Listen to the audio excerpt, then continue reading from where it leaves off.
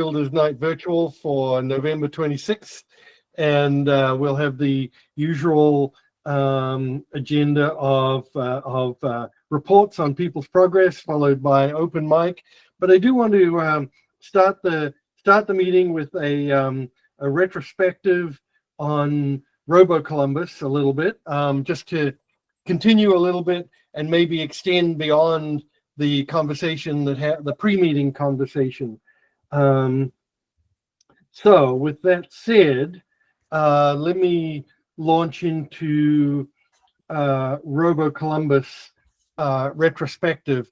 And I thought there were two just classic moments that I want to share the video of, that are in the video that's published on the web. This was, you guys are seeing this, right? Yeah. Seeing Belch, the robot. Yeah. He gets very friendly with those. That was so awesome.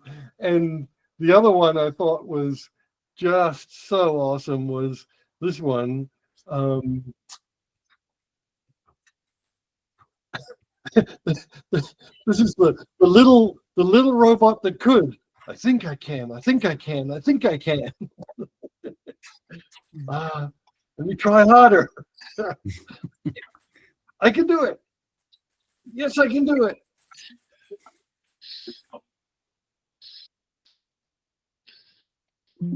Was it part of the plan to put that cone right by that super narrow post? Yeah.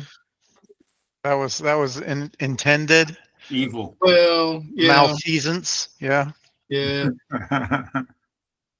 Did anybody get hung up on it? Yes. This robot that you're seeing now in one of its runs hit That's it right. much. Now, but it was real. I think Belch. It was really interesting. Belch. I love that last little So, dash at it. Just wonderful. It's like in the B movie, it keeps hitting the glass, you know.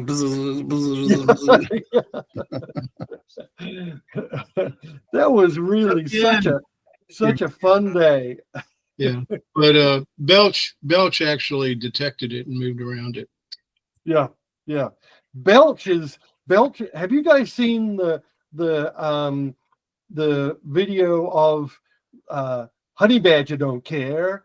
Honey Badger's badass. Look, he's got a snake. Do you know the video I'm talking about? Yeah. Mm-hmm. Oh, okay. I gotta find this. There's a new one now that's even better. Oh yeah, where the Honey Badger breaks into one of the caretaker's cabin, just destroys it. You know. I mean, really? and then on the way, then it finally get it to go, and it tinkles on the floor. You're right before they sweep it out the door. I mean, it's just truly honey badgers don't care. Well, this is the I think this is the original one. Yeah. I'll just put, I'm not going to play it, but I'll just put the link in the chat. For anyone who wants to play it, but it is just hilarious. And Belch reminds me of the Honey Badger. He don't care. He's badass. He just like runs over everything. Gardens, bushes, sewer to caps. He don't care. Anyway, something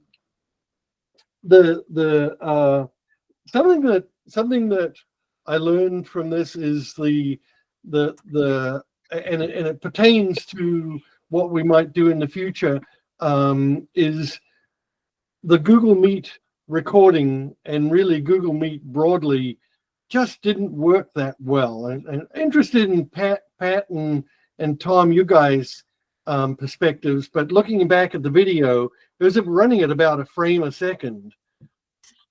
Wow. Audio was clear, but you were losing a lot. It started okay, but yeah, it went bad after like within the first run.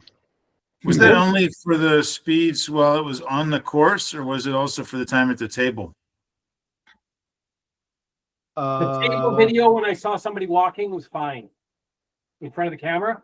So it's just the remote record or remote stream. The remote recording, but even when you were close to the houses, buildings, we were still getting a frame a second. And still very appreciative of the filming. It's still, we got to see a live presentation, even if it was at 1 frame a second, and it was still useful. Steve's phone went into power monitoring or save mode, and that's when it seemed to start. And when he turned that off, it got a bit better, but it wasn't as good as it was at the very beginning. Yeah, but it did seem like a networking Wi-Fi issue between his phone and upstream. Yeah, I sampled spot checked throughout the video, throughout the Google Meet video, and it was pretty bad, really everywhere. The vast majority of it was bad, yeah. Yeah. Well, so thank you to you guys that hung in through that. So were the phones connected through Steve's Wi-Fi? Is that the issue, or? I remember hearing Steve say at one point that he was going to go on to cellular. Now, I don't know if he actually did or not, but assuming he did, then that wasn't entirely, can't answer. I owe Kareem a vote of thanks for giving me the sage advice that if I got RTK GPS, I shouldn't need a compass, and compasses are evil. I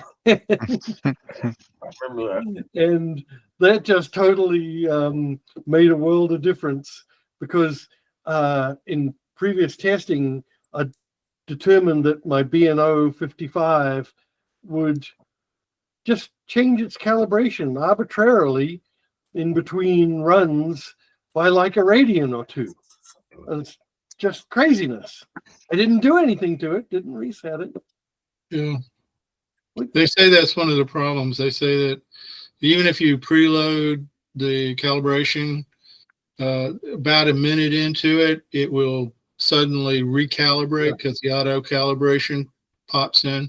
There are some people, if you go out and actually on Adafruit, I believe, in their forums, there's some people who have, I don't know if they've solved it, but they've mitigated it, and they have figured they can use it okay. But my plans for right off was not to use the B&O for With a compass. magnetometer, and I used a separate magnetometer that there was a really nice library for it, and I tested it, and I calibrated it, and I come back, a month later, still getting the same readings on the robot. I haven't taken it around and moved it in different places, and so I've been real impressed with it. And so I can't remember the model number, but I can look it up and I'll put it in the chat sometime during the meeting. Yeah, that'd be great if you would, Doug. The thing is, it's one of the cheapest ones. I mean, it's not, but I think part of it is the library. There's a guy in there who really details a lot about, he wrote this library, goes into a great detail on it, because he could not find a suitable library that did everything that he wanted it to do. So he wrote his own, and it's got some built-in filtering and everything. And it's really, for me, it looks like the best performance out of a magnetometer that I've ever seen. Okay. Now, besides, my phone or something like that, they do better, but I've been real impressed. And so I'll put that in the link. I'll have to look it up. Yeah. Thanks, Ray. Thanks, Doug. What went wrong, man? Yes. What? What Oh, went I wrong? screwed up the coordinates. It was going for the home cone first, and Oh no! Yep. Oh, Yep. So that's why a third run I realized that, and it's like, oh, damn! so. But my bumper wasn't working that well. So as far as optical avoidance, that's all I had. I had a question about that not using a compass and just using the heading from a GPS unit. So you feel pretty confident that you can tell your platform to rotate so many degrees and it will do it? Or Well, no. You can't use it for when you're stationary. You've got to be moving. Because right, you have to go through at least 2 measurements, right? Right. And there has to be some distance that's traversed. Right. But as far as if you're doing that, yes, I'm 100% confident. And I tested it both ways at home with the feeding the compass in for navigation for heading while I was seeking to the cone, and feeding and using the angle computed by ATAN 2 from 2 successive GPS measurements, because I was worried because it's running pretty slow. It's only going at 0.15 meters a second when it's on that seek to the cone, and I was worried that whatever jitter there might be in GPS might throw it off and just give random compass readings. But I looked at the graphs, and if you're interested, I can share them later in the meeting. Sure. And you do definitely see steppiness like every second when the next GPS reading comes in. I'll pull that up for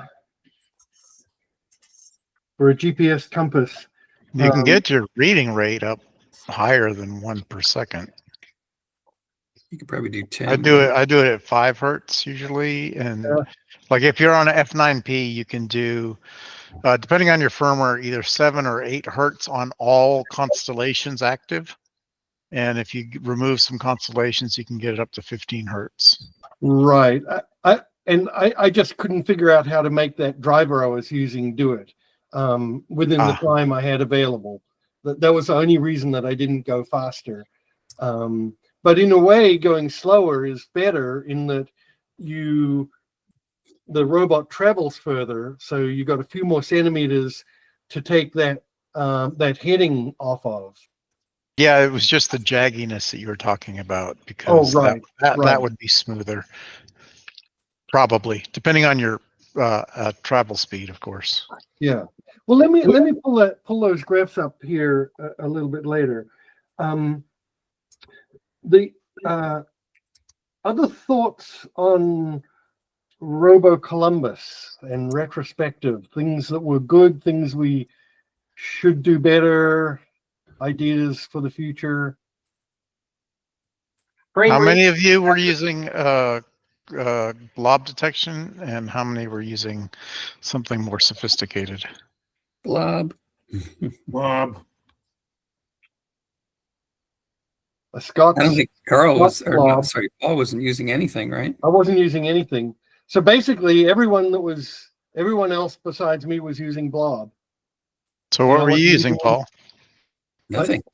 Nothing. Just RTK GPS all the way, man, straight into home. Oh, so the cones were really right on the coordinate. Well, I took my own measurements prior to the event, so I carried around the little electronics module with the antenna on a tripod and set on top of the cone. So I had bang on measurements. I thought that wasn't allowed. It is. What's not allowed is to put the robot on the course, but it is not. It's Okay. actually spelled out that you can do what Paul did.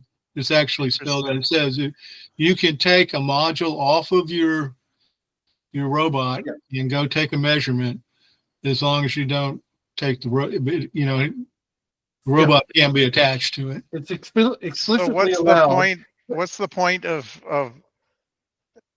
you? I mean, why is it valuable to disallow the robot from doing that for you? What we were trying to do originally was to prevent people from mapping runs. Otherwise, just recording,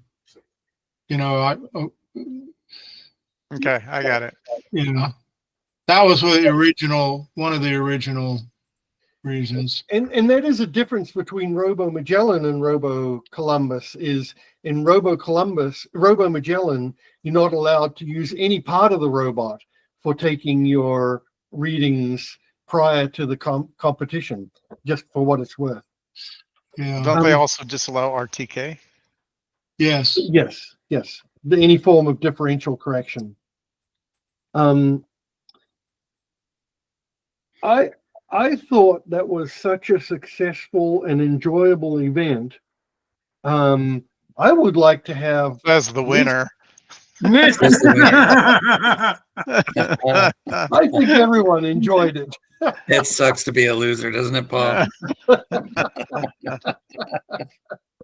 I'd like to do something in the spring, maybe like a day with outdoor robots, or something that isn't formal, doesn't involve prizes, but or limits, like you can't go on the course before your 3 runs. Just like get out and practice in the outdoors with some of the rest of us all, and just have a fun day with robots. What do you guys think? Sounds good to me. I like it. All right. Having a target date helps to keep working on robots. Yeah. So When it thaws out. the date would probably be different for Canada and Texas. I think optimally. Texas is pretty nice by about March. Wait for the snow to melt. Yeah, Canada, you're probably talking about May, right? Usually anytime up here, anytime after the beginning of May. If Tom and I were to get together down south, then it might be a week or 2 earlier where we'd have nice enough weather. Yeah, we could do it out on my property if you don't mind getting a little, cow poop in your wheels. So It depends on how fresh it is. I bring my robot indoors. Tabletop robot it is. Well, location is a good point, and I think it wants to be, should ideally be somewhere kind of central. I think a park might be nice because from a purely selfish perspective, there might be other people and obstacles around that would make it more challenging, and really have the ODOA, obstacle detection and avoidance, be needed. Little Elm is kind of central, isn't it?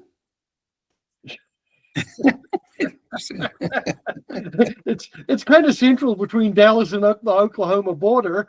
Yeah. Central to something, Well, let's put this on the back burner for now, and hold it as a thought to talk about, and maybe we'll do some reconnoitering or something or other later on. I'm just ribbing you, Paul. You don't have to have it at your house, but if you wanted to, you could. I'd welcome everyone to come out to my place, but Doug hates my place, and I sort of like the park idea. It's representative of, it's open to everyone. It's representative of what a Robo Magellan might be like. You can have more obstacles, or likely to And have. there's toddlers to chase. Yeah, right. Yeah, I do think we'd have to have a mandatory stop switch rule for something that we held in a public park. They do that in Robo Magellan. we kind of let that slide in Robo Columbus because we're on private property and there's no public around. But I sort of feel like that might be important. Well, we did do it in a park in Louisville. We've been told no at several parks. The problem there is you asked. No, we asked for at Louisville. And I said, yeah, okay, no problem. So, I mean, I'm just saying is, yeah, I'm not sure you want to just show up at a park with 5 or 6 robots and start having a competition. I think that would get you in trouble because there is liability concerns that you need to consider. I don't know. Our robots don't go that fast that they're going to run somebody over or something. And that was part of you what never know what's going to happen. Is I what talked to the park people here was to satisfy them that our robots traveled slowly. That was a big issue. Yeah. That and the fact that there weren't going to be very many of us because otherwise they wanted money. They wanted us to buy a permit and they're horribly expensive, an event permit. Wow. Yeah. Wow. But we managed to do it. Let me move the meeting on. Realistically, are these things any more? Go ahead, Paul. Any other discussion on Robo Columbus? I've got one more like business item to go through before we go into the queue. The December meeting. It's December 28th is the next monthly meeting. What usually happens? What do we usually do for a December meeting? Do we have any history there? Is it like usual? Try and get a speaker? Because I was thinking I can always find raw stuff to talk about. But looking for we moved to what, the 3rd or 4th Saturday in the week? 4th Saturday, so it's the 28th. That's dead center in holiday season for December.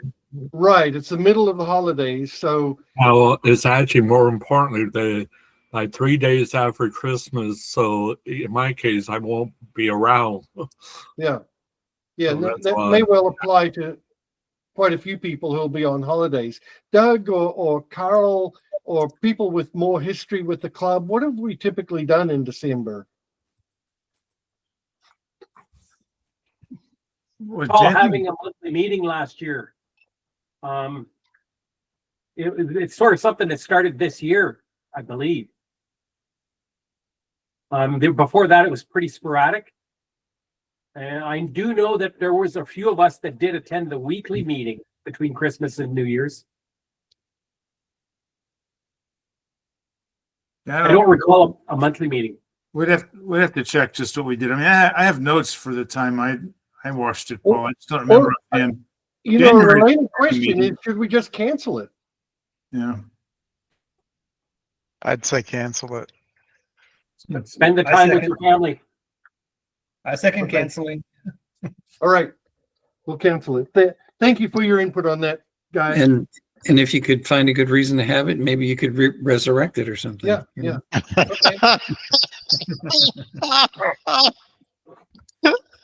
Okay, three votes for canceling and 1 for not canceling. No, that was 1 for resurrection. That would be Easter. I would say move it the week before or the week after type thing. That was a pretty good quip, right? You're 3 or 4 months early with that one, right? Yeah. All right, let's move on to the queue. Carl, you're up first. all right. Okay, so the first thing is I have some explaining to do, as they say, about good old duct tape and baling wire. So basically the mechanical platform blew out after, it's a 30-year-old platform that I inherited from somebody because I really didn't care about doing it all that great. And the results showed on the hardware platform side. So I didn't even manage to cross the starting line on Saturday. And I just wanted to redeem myself and at least try and earn a gold star if I could. So I wanted to show, and cleverly, I managed to make this video the day before Robo Columbus, just to prove that it works. But of course, now the video doesn't work. What's the this is not right. This is not good. Just a second. How can this be? I make it full screen. Yeah. Okay, so here we go. And I tried it basically on and off for many times during the day in many different bright lights, shaded lights, partly shaded, partly not shading. And we can see here that, it does pretty good. So to Doug's point, I have 2 buzzers because that was easier than coding a single buzzer to do 2 tones. So one buzzer is painfully loud, and it's the low tone buzzer. And whenever it sees an orange cone, no matter how far away, it does the low tone. Now, at this point, I've covered that up with tape so it doesn't pierce my ear all the time. And then what we're seeing is that when it gets close, not only is it the right aspect ratio, 1.5 high to the wide, but it's 370 pixels wide. And whenever it's 370 wide, it says, I'm there. And on a competition day, the idea was, as I've had it in the past, I would tweak that number and make it wider so that it goes and gives the cone a good kiss and knows to stop just based on the width. So anyhow, like I say, this platform was somebody else's toy 30 years ago, and I just muddied around with it. It also had soft servo library problems for the longest time. And last week, I swapped that out for a hardware PWM library, and it cleaned it up quite a lot, cleaned up a lot of things.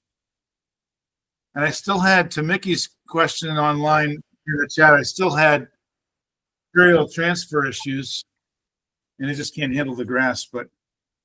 And that's a pretty fun retro video thing, but we won't go there. Carl, Oops. you were using, Stylized. Carl, you were using a Mega, which has Wait, let me stop. Stop at video. Okay, say what? you were using a Mega with 4 serial ports. So why were you using all 4 serial ports? No, it's a Mega with I2C and a serial port.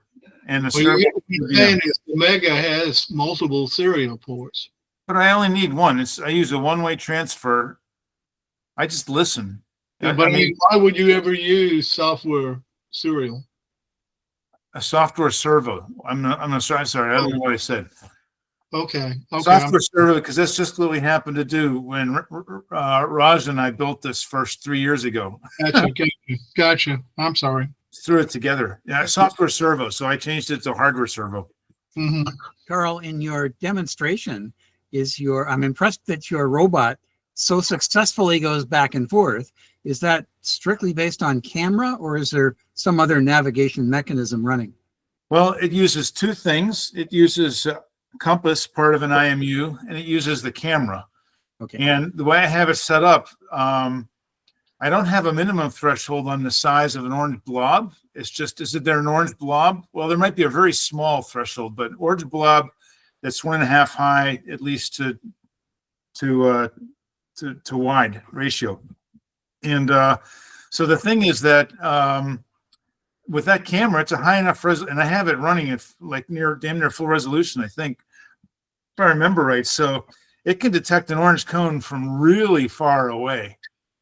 So what I meant to do, and I just didn't get around to before I blew out the drivetrain, was to cover up the cone and then start it, so I could verify that the IMU is driving it straight. And then as soon as I lift the cover on the cone, the cone detection should pick over. So that's what it does. It follows the IMU on whatever heading I've set it on. unless it sees the cone. And in that case, the cone has kind of a hard override, and it attempts to steer towards the cone. So for competition purposes, were you also going to use GPS navigation? Too lazy, not enough time, not on this platform. So this was duct tape and baling wire in every sense of the word. Okay. So how are you going to get to a cone that you can't see? I was only going to aim for at most 6 points. Okay, gotcha. So the idea there was to get to the first cone and touch it and get 3 points, and then the bonus was if that way too low torque racing platform, I could turn it around, but could it make it up the hill? If it could make it up the hill without the magnetic compass losing its craziness, I understand those problems. Yes, it could get to the original cone. So there's a chance, and I mean to try it on concrete at some point. I haven't gotten to that point, but I probably won't with that because the mechanics are such crap. But yeah, just like my first chassis, there's no way to get around not enough power. yeah, not enough power, wrong torque ratios, all that stuff. Yep. So this is what happened. So I took it out. So that was the day before, and then on Saturday, I tried to help get out the course and everything set up, and then I went to, because on mine there's no encoders. I don't, it's just hard coded speed. So I have to dial in the speed command based on the conditions. So I have one speed command for concrete and a different speed command for grass. So I went to test out the speed command for grass at Steve's specific property and specific grade on the grass and the way that happened to be cut that day. And the first couple runs were, they're okay, but you could tell that it needed more power. So I took it back. I gave it more power. I took it out. I set it to run. It launched itself into one of Steve's giant divots, and the wheels were too small. So I got stuck there and it blew the fuse. Oh, so then it blew the 10 amp fuse, and that's when I realized that I didn't have the right size fuses with me. So Steve has a spare fuse, so we put a spare fuse in, wired that in, and then I realized that there was another problem, and it turns out, okay, now we'll try these. That's the wrong one. It turns out that this is really not what you want to see on your robot on competition day. Now we'll see if this little kludge happens to work. You'll notice how the wheel is not at the right angle.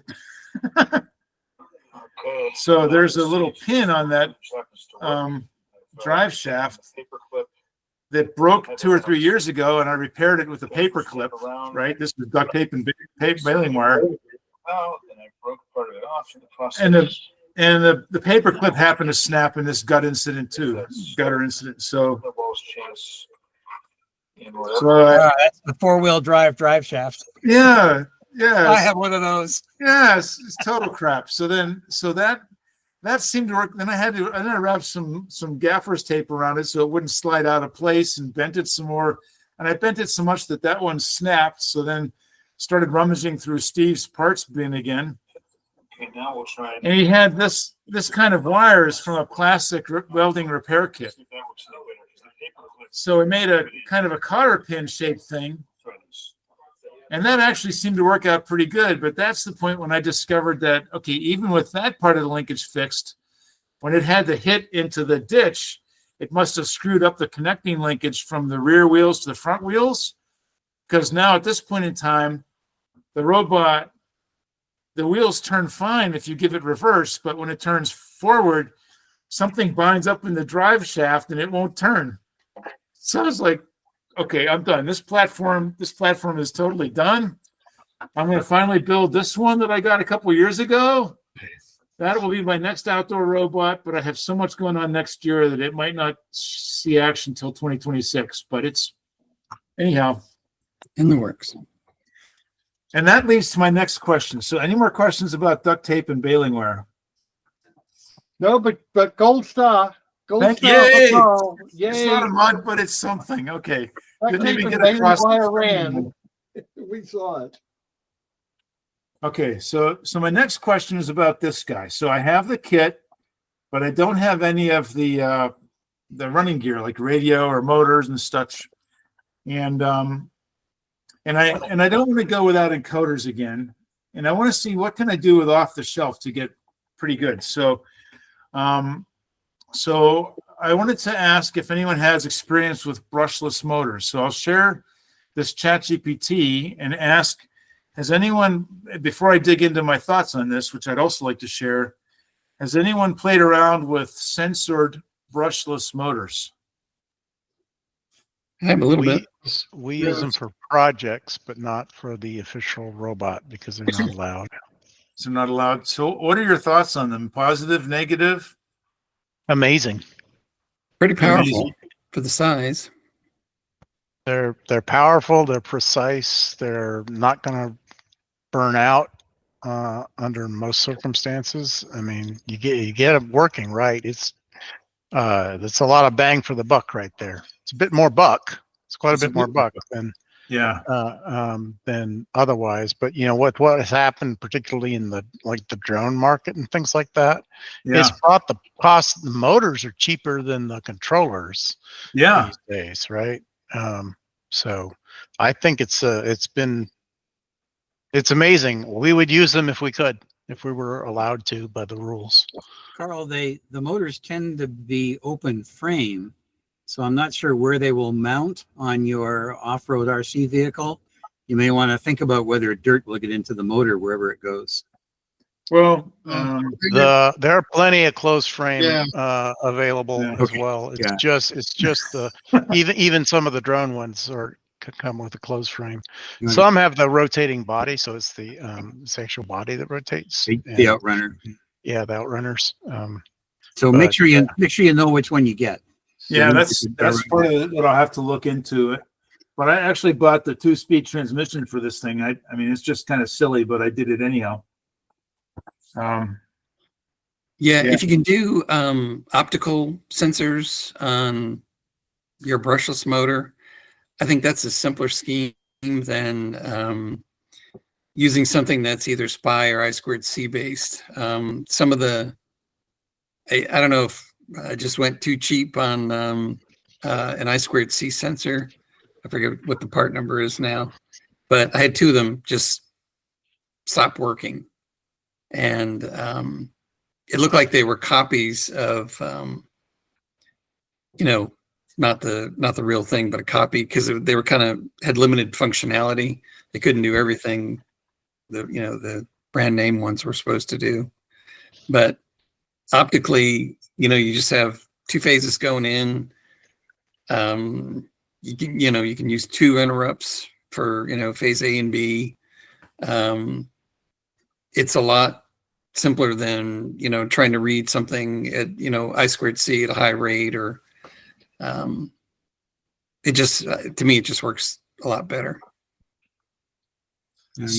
You may, because the application is not that high performing, you may be able to get away with very simple electronic speed controls for your brushless motors with something as simple as a pulse width modulated input, not even a digital input. Those will be cheaper and very simple to interface to. Well, you know what I've been thinking of, I put my notes in here ahead of time. So and I've shared this chat too. We can go through it a bit. I found it pretty helpful to have this discussion with ChatGPT. But the baseline that I have in mind is that first of all, where duct tape and baling wire was anything but neat and clean, it was slap it together and just see how far you can get with slapping something together and paying the price with robustness, right? And I want this to be the complete opposite. I mean, I want this to look really, really good and be well constructed. And I want to make really good use of available space and volume in there. And like I plan to have the open bed. I plan to make some kind of is it steampunk or cyberpunk or alien punk or something kind of. The whole electronics package will look like it belongs on there and is being carted around.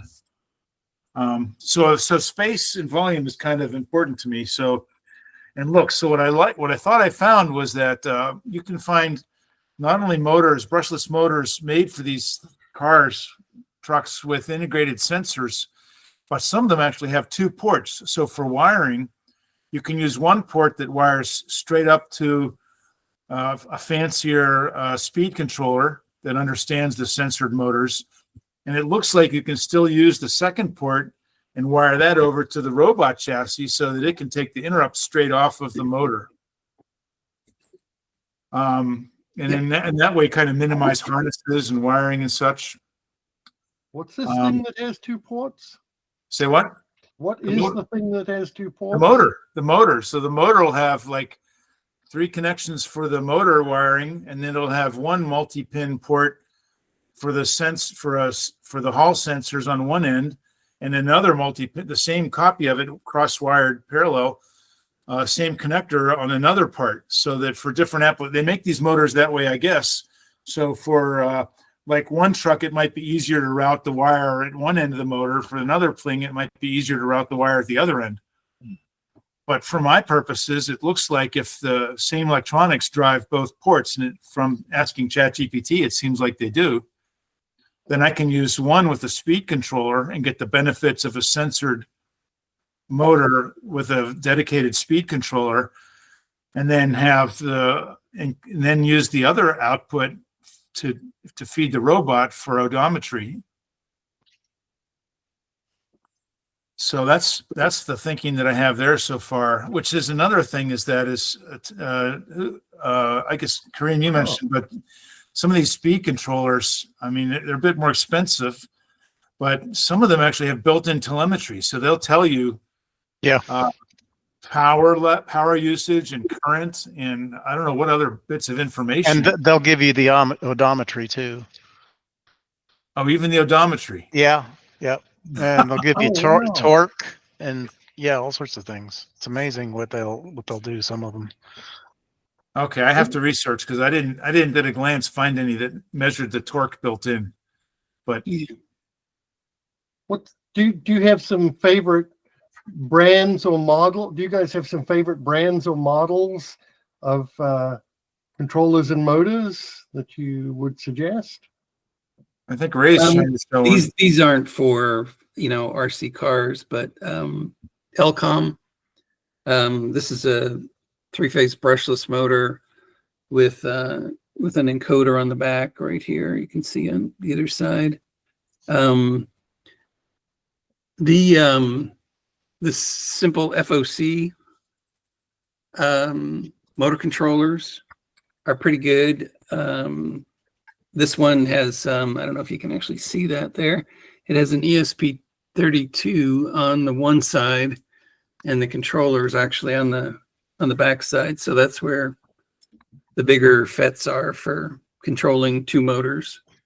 And this one, you can either use the 2 inputs as I2C, or just simple quadrature encoder inputs, and it can read those directly.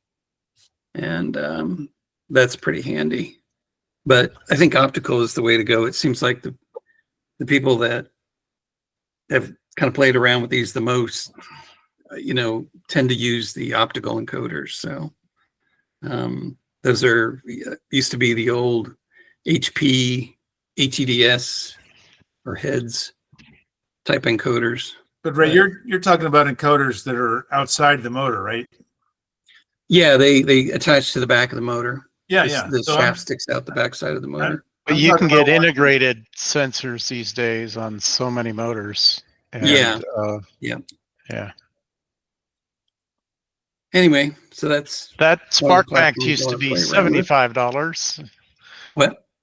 SparkMax used to be $75. The one that Carl was looking at. Oh, yeah. But it's got some pretty amazing stats. It's same quality level as the O drives, I would say. And does it have some of those telemetry items that you mentioned? Yeah, you need to connect to it through CAN bus for that. Yep.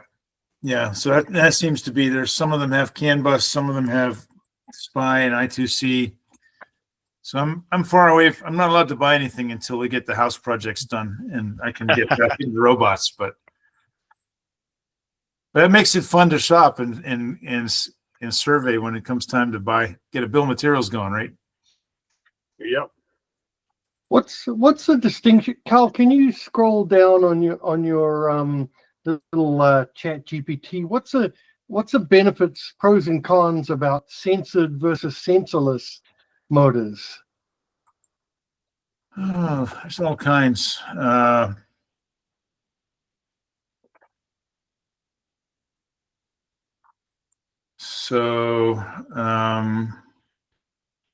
And I also asked, because I was concerned about, to Ray's point, about the Hall effect sensors not keeping up with high speed, but this suggests that that's not a problem. And maybe, Kareem, you found that as well. That the Hall effects, it's never going to turn fast enough to screw up the Hall effects, right? Yeah, I don't think it matters that much what type of, especially if you go with some, one of the integrated solutions. Yeah. They'll have just about any kind of odometry can work. Yeah. As long as it's designed to, mate with the electronics. And generally these days, that's no longer that hard to find. Yeah. I would not personally try to roll my own BLDC control system. That's way beyond me. I would be looking for an off-the-shelf solution. Yeah, I'm looking. I mean, there's only when you're talking to someone like me with 10 or 15 hours a year for a robot, I need to be smart and use off-the-shelf. Mm-hmm. So, Paul, this is pros and cons. I don't know. I skipped over it earlier, but Who's playing the music? no idea. Don't hear music. Oh, it's me. Sorry. I clicked on that link that Doug put in the chat, and it started playing an advertisement. Don't walk into the light. Yeah. I know that those are used extensively on rock crawlers. Yeah. They're the real thing, Carl, that when I was messing with them, Yeah. was to be able to go slow. Oh yeah. Yeah. You can just, you can make a brushless motor just creep. Well, and that's another thing, right? Because depending on your pinion gears and all the ratios, that's why I have a 2-speed transmission. So, and I would like to play with this in rock crawler mode too. So I want it to look good, and I want it to be fun as an RC toy, not just a robot. So I want it all, which is probably ridiculous over constraint, but it seems like the way to go is that if you do especially with a brushless motor, if you go with a 3 or even 4, 5, or 6S pack, and then with a super high gear ratio and turns ratio on the motor, then you can get super high torque at super low speeds. And then with the higher cell count pack, you can still get higher speeds. And then with the 2-speed transmission, I mean, I can change. Well, it's not that much, but I can change the ratio from, what is it, 2.7 to 4 point something at the flip of a servo. Mm-hmm. Yeah, that's probably one of the biggest differences between brushless and brushed. You can have pretty much maximum torque at 0 speed, so it will. And if you put it in position mode, and I think Kareem showed where you kick your platform and it kind of spring back. Were those brushless motors that were doing that? I don't think he hears me. Sorry, when Okay, you had a platform and the guys would like kick it or push it, and it looked like it was in position mode, and it would come back to yeah. But no, that's just standard odometry with a PID loop on position. Yes. Okay, but on a brushed motor. That was on a brushed motor. It's got nothing to do with it's at the full chassis, and that was probably the one you're talking about. It was a Mecanum drive. Oh, okay. and it was probably using a non-wheel. It wasn't using the wheels for odometry. It was using dead wheel odometry, so that those even if the wheels slip, the dead wheels will still sort of track where the robot actually is. But none of that's at the motor control level. That's like higher level stuff. Okay. Yeah. Anyway, you can, if you have a brushless platform and you have it in position mode, you can, basically have very high torque at zero, almost like a stepper motor, high torque at zero rotation.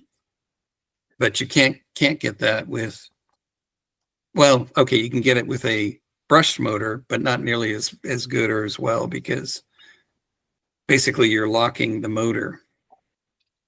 Kind of like a stepper motor is held in a certain position. So yeah, you definitely have better control at near your target locations with the BLDC.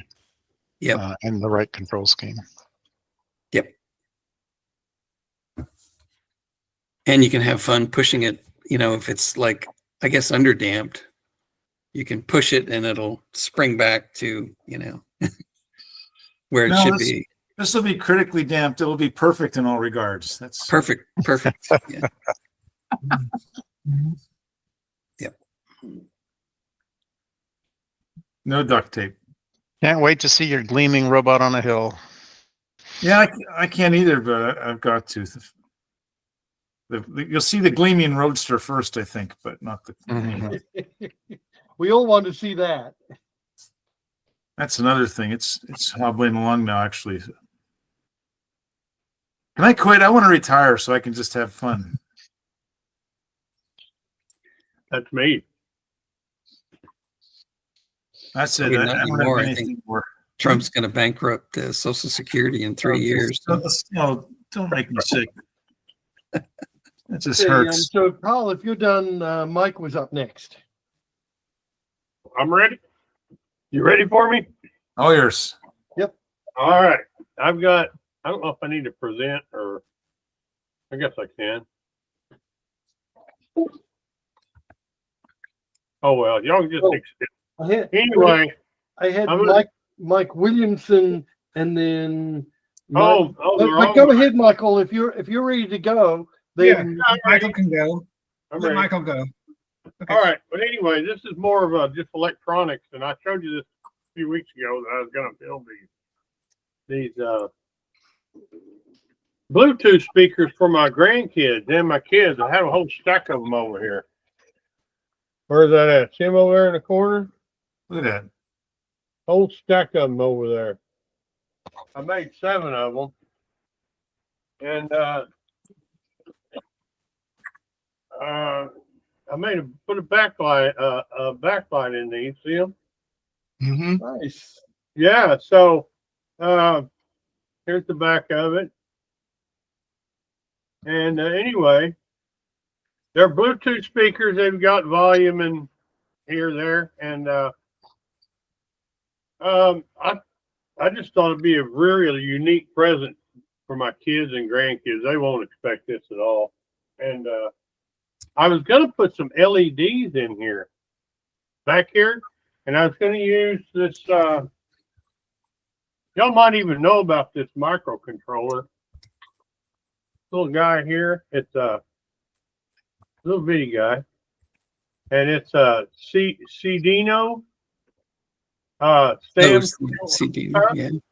You know that electronic company, right? Yeah, is it a ZAO? X-A-I-O? Yeah, this is an XIAO. SAM D21 G18. It's right. It's Arduino compatible, and it'll do Circuit Python too. Anyway, I was going to do some little light script back there. This guy right here. Cool. But some LEDs. I was going to do some LEDs where that backlight's at. But it just the cavity. I'd have to redo the cavity on my 3D print, and I just give up. I put this backlight. Let me show you this backlight I threw in here. Oh, Mike, I don't know if you are you going to make them not play them when they're around you? Because that's like buying your kid a drum set, isn't it? I mean, Well, my kids and grandkids don't live with me. They're all grown, and oh, good, so good. There you this is go. for my adult kids. And you know, you can buy these on Amazon for real cheap. Maybe I thought I'd make one. Well, I don't know if y'all have ever seen these, but maybe easy to see. In that package is a backlight. Can y'all see that? Yeah. Yeah, that's cool. Hey, Michael, can you put the link down for that if you've got it? For the backlight? Yeah. Yeah, it's on they're actually they're Adafruit. Okay. See 'em? Yep. There is an LED.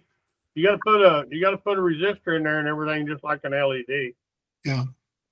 So they're just Adafruit. You just go to Adafruit and I'll go ahead and link it up here in a minute. Okay, that's So cool. Yeah, I had a really nice backlight that I was going to use in a project that I had salvaged off of a display. And unfortunately, when I was salvaging it, I didn't realize what I was doing. And I threw away one of the backlight LEDs. So it only lit up halfway. So, I was like, ah. So anyway, I was been kind of looking in the background for that type of thing. well, they got 3 different sizes, and I'll tell you another thing about these. You got to be real careful with the legs. Yeah. Because you start bending it, and they'll snap off, and this thing's useless after that. Because the LED's inside there. Yeah. So what I did was before I started bending these legs around, I put a dab of hot glue right there. Yeah. That way, when I bend it, it'd bend after the hot glue. So that helped that problem. And something else I was going to tell you. Oh, when I made these prints, when I printed these, I have an old Creality printer. Matter of fact, it's right off to the side over there. The one with the blue stripes. Yep. It took what was it? It took a day. It took 36 hours to print this. This is PET G. 36 hours. Well, I had a good excuse to buy a brand new 3D printer back there. Brand new, high speed. It went down from 36 hours to 9 hours on this brand new printer. Mm-hmm. So I print one of these in 9 hours. So I'm really happy with that. It's a brand new Ender 3, a Creality printer back there. You can see it in the background. Printing right now.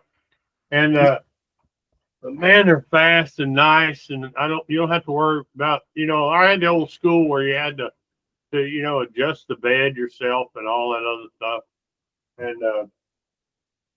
And I enjoyed that at first because it made me feel cool to be able to do all that. But now you just push a button and it pretty much, it does all that itself.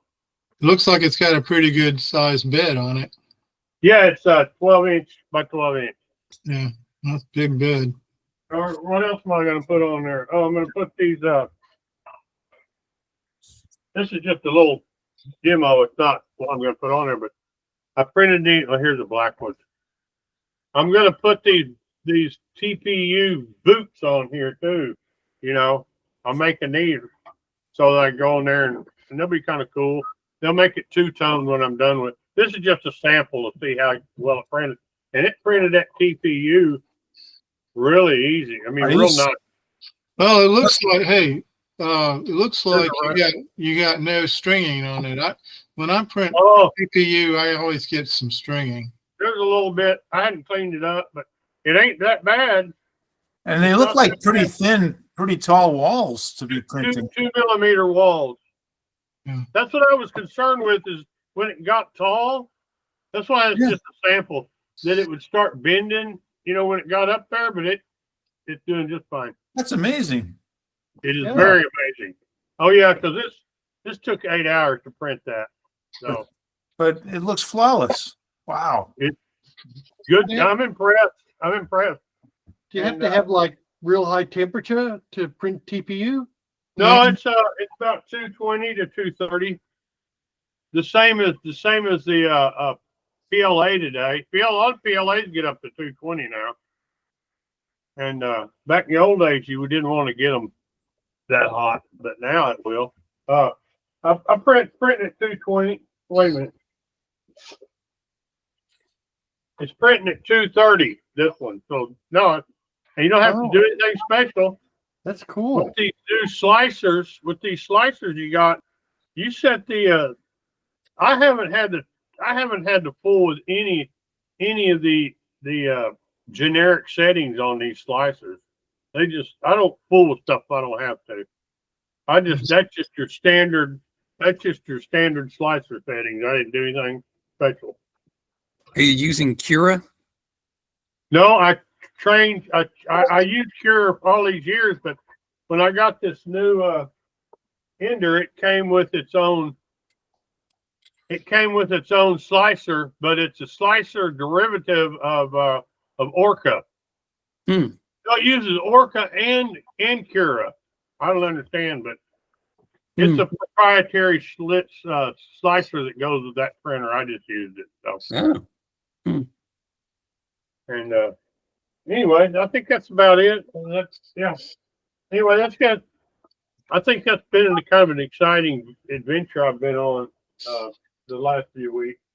I'm glad it's over because I had to do all the. I was going to show you I think I showed this the other week, but these little Bluetooth modules, you get them on AliExpress for $2. This is a Bluetooth module, and with the battery charger, with the battery pack in it, and it just slides. I made a little holder for it, slides in there, and I can't believe how cheap they make these. But these prices will be going up since all the tariffs are going to be put on this stuff now, right? Yeah, 10% at least. Actually, I believe if it's below a certain dollar, the tariff doesn't kick in. But I guarantee you the prices will go up. I was screwing with a TPU trying to make a wheel. This one's is only a partial, but I think I'm thinking of making, if I can't find a wheel that kind of fits my criteria for my robot, I'm thinking I might actually build the tire out of TPU, and that'll allow me to have control over the tread, and I'll use some sort of foam, pack them like they do RC car, so you don't have to use any infill, and then 3D print probably an ASA, the rim. I mean, it's a project, but it's a low priority project. Right. But yeah, I think Kareem's got some experience printing tires, right, Kareem? Yeah, I'm sure he does. Kareem?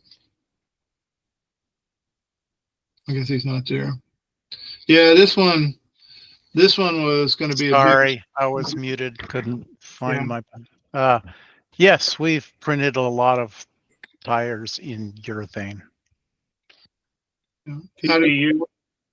TPU, yeah. What do you think about it, Kareem? What is the overall? It's amazing what you can do with it. It's like we tend to use Ninja Flex. Have been using it since the early days, and it is so tough. It's so durable. We haven't. We're still running tires on robots that we printed like 8 years ago, something like that, and we're using them on this season's newest robot. So they're doing a new swerve module, and we got custom TPU tires on that. We use them all the time. They're fantastic. Well, let me ask you this, Kareem. Do you make them hollow, basically? Yeah. So you make them like a real tire. They have a rim, and they're hollow, and so they don't have any infill at all to speak of. Is that correct? So we do them both ways. We do them with like regular infill patterns, especially if it's a very thin rim. But if we want to do something that is, let me see if I can. If we want to do something that's really compliant, we'll do an open frame kind of a thing. Mm-hmm. So how do you actually handle an enclosure, or is air enclosed inside of the tire? No. Oh, okay. Completely open. Well, I mean, again, we do it both ways, depending upon the type of tire that we're trying to do. But yeah. Okay, sorry, Doug. So how do you handle the so if you're trying to make a tire in the classic sense, like an RC car tire, the surface that's going to be on the bed is typically flat. I mean, I know you can use support, and it doesn't have to be flat, but typically they are flat. How do you, when you make yours, does the bed side always differ from the outside? So when we print our open frame tires, we print them so basically rotated 90 degrees. That makes sense. What do you mean, Kimosabi? So like the rotated 90 degrees from the way they would be used. Right. They're laying on the side. Their axle, yeah. So yeah, exactly. On the bed. Yeah. On the bed. Yeah. Yeah. So on the bed. So how do you, what I'm saying is, so the bed side, if you don't do anything, it's going to be flat. That's right. Do you contour that side at all, or do you just let it be flat? Again, it depends on the kind of tire. So if we're trying to do a fully, so if you're doing an outdoors tire, generally I would recommend doing something that actually does close the walls. Yeah, that's what particularly if you're ever going to be in a wet circumstance like mud or whatever. It just makes the most sense. So the trying to find a close the but walls otherwise like inner tube. You can close the walls with TPU. I mean, it's not necessarily meant to be airtight. So I'm not talking about we haven't done tires out of TPU that require air pressure inside. We just have not tried that. I don't know if it could be done. Yeah, I was thinking of just adding different densities of foam to that's pretty simulate typical, that. If you make the infill, real small, like 5% maybe, or something like that, or 10, it'll give you some support in there that'll bounce back. I would think. I've seen a guy do that with a robot, his robot car. I've seen this guy on YouTube make this robot, a competition robot, like one of them. What is that? Where they call it? Where they skids. They're battle robot, battle bots. Yeah. And he made a small one. You've probably seen this guy on YouTube. He's a younger man. His body is made out of TPU, and on the inside he just put the infill real low, like 5%. And it give it some ability to crush and come back. I was thinking maybe the tires, you could do the tires that way. Yeah. Well, that one I showed you actually had infill, and it's stiffer than, I overdid it, way too much infill. And so it doesn't give me the proper crush. I'm thinking of using a tire like this. This is just your standard lawnmower tire off of Amazon, but they're awful hard. They don't have any give to them. And you know, I was watching. If you watch, you know, those tires that Scott has, I know they're very. Oops, Oops. Cut out. it's frozen in time. Doug's frozen. Break time.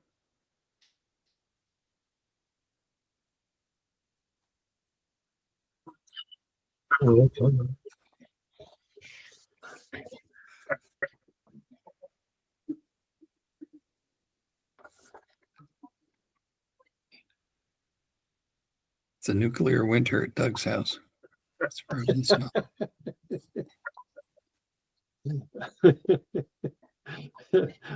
He's frozen in this amazing pose. I don't Really know. hold still. I wonder if he knows he's frozen. I'll make it up. He might Probably. be talking away. Yeah, he might not.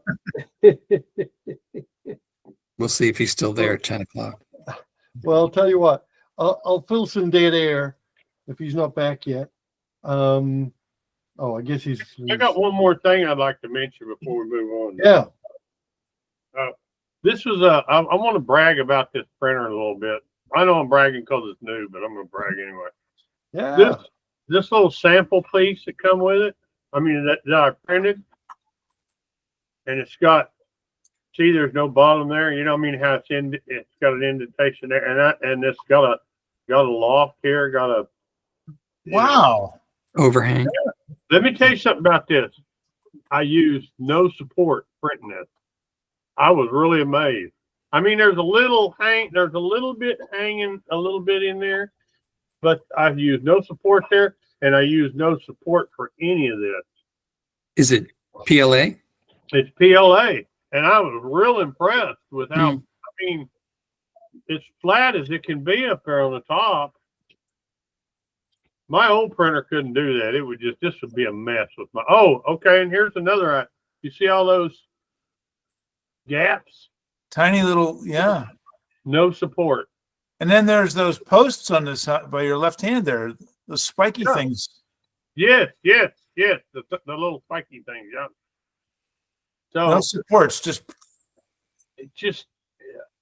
they've got like two big old fans on there that they print it so, from my understanding, but they print it so fast and then they cool it real fast before it, you know, it can starts sag, huh? sagging. So I just want to brag about that a little bit. So, anyway. Doug, you're back. Yeah, Oh. yeah. We were waiting for you to frozen announce the now. words. My computer is trying to tell me it's Black Friday. Black Sabbath. So I think I'm due. I might have to go get a new one. There you go. It's calling. It's calling. This is the second.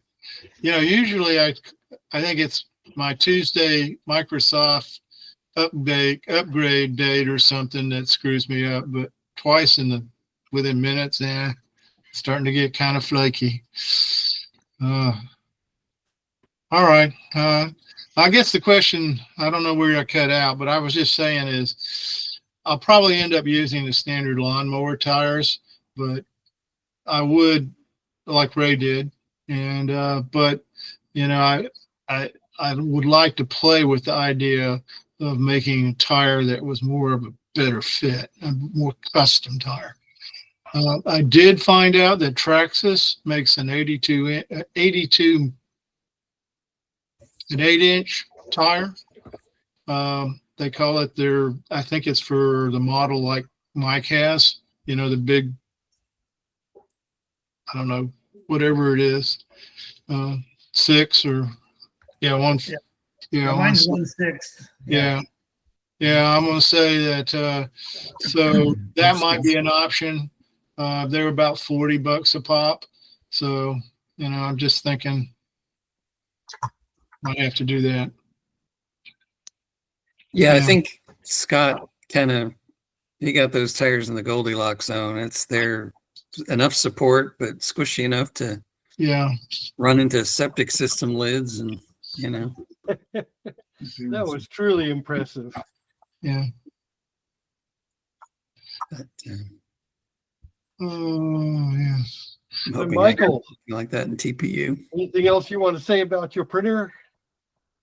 No, I'm good. Y'all, we can move along now. Okay. Mike Williamson. I'm here. Yeah. Uh-oh. Oops, sorry.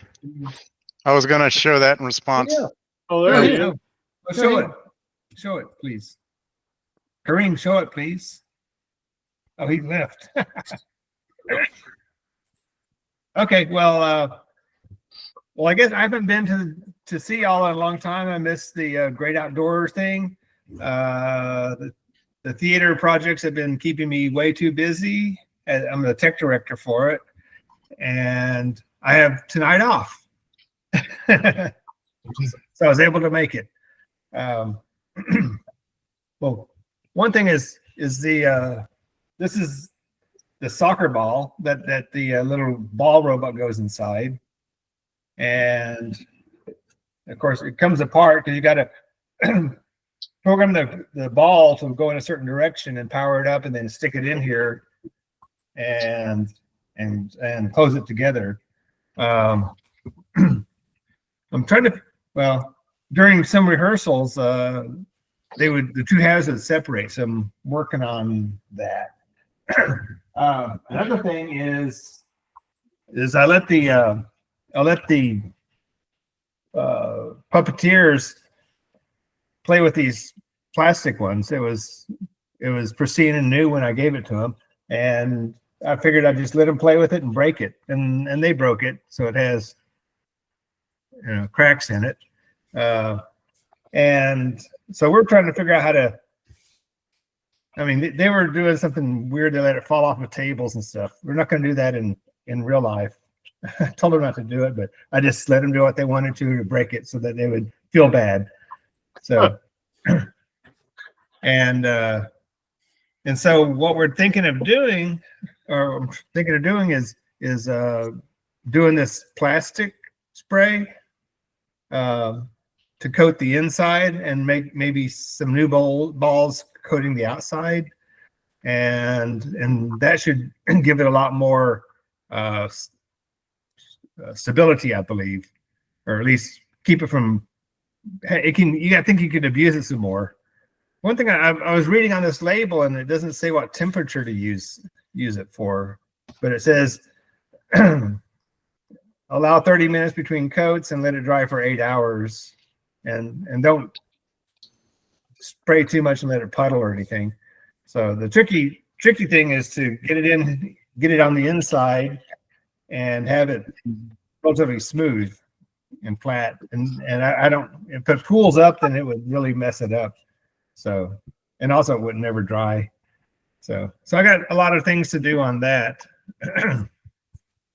And then I've been working on percussion equipment. I was going to show you a setup we have, and I'm going to have to just do it on a phone here. So that's the setup that I'm putting together. I was putting together the stands and getting bags for everything. And one thing I did was on that gong. It's a 36-inch gong, so it's big, and it's made out of 2 speaker stands and another bar from another kit of stuff, and I had to mount the those little ears on the side. Let me blow those up a little bit because I use my 3D printer in this little project. So right there at the connection there, where that big one hooks up to this little thing that sticks out the side, I 3D printed that little gadget there, and the guys were really happy. The percussionist was. He's like, "Hey, that's lots better than what we built up in Chicago." So he was really happy with that. And another thing I did was, where's that? Oh, I lost it. Hold on a second. Gotta find my picture again. It blew off the end. Oh, where'd it go? Oh, there it is. Another thing I did was we needed some tubular chimes for the show, and the percussionist said that they use wind chimes, and so he told us which wind chimes to buy, and so like these are really long, like well you can see how long they are, but they're like 18, 20 inches long, and they sound really nice. He thought they were out of tune, but I bought what he wanted, what he told us to buy. But one thing I did do, well, they came in a ring, like the ones that hang in the tree and have a little thing in the middle that bangs on them. So I went to the wood shop at Bakerspace and made this really nice hanger here. And so that was really nice. So the strings go through a 90-degree angle through there, and then come around, and then I tied the back with a knot, and it holds them up really good. I mean, these things are pretty heavy. So I was happy with being able to use my my woodworking pass, and John caught me there once at the Makerspace when I was doing this. So I've been building all that stuff, and right now I'm trying to figure out exactly how to mic it. I think I can do a good job. So the gongs are really hard to mic because they have such a percussion, and they have a wide range of. He wants to play them with a little violin string for some really soft sounds. So I got to amplify that. But when he bangs it, I have to make sure that I compress it all, and the mic has to not distort, and compress it so it doesn't blow out the speakers. So I got my work cut out on that. And who is this project for? This is for a theater event, a theater project. We're having a performance in January. And cool.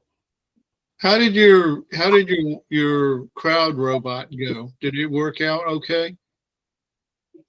It changed. And your mannequin, yeah, your mannequin robot, yeah. Right. Yeah, the mother robot. Did I show you a picture of what I built? I don't know if we ever saw it dressed up. Oh, you find the picture? Yeah, I think we did. Huh?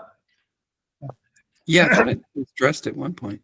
Yeah. Okay. Yeah. So I put a light on it, so it's lit up in the space, and I put a speaker on it.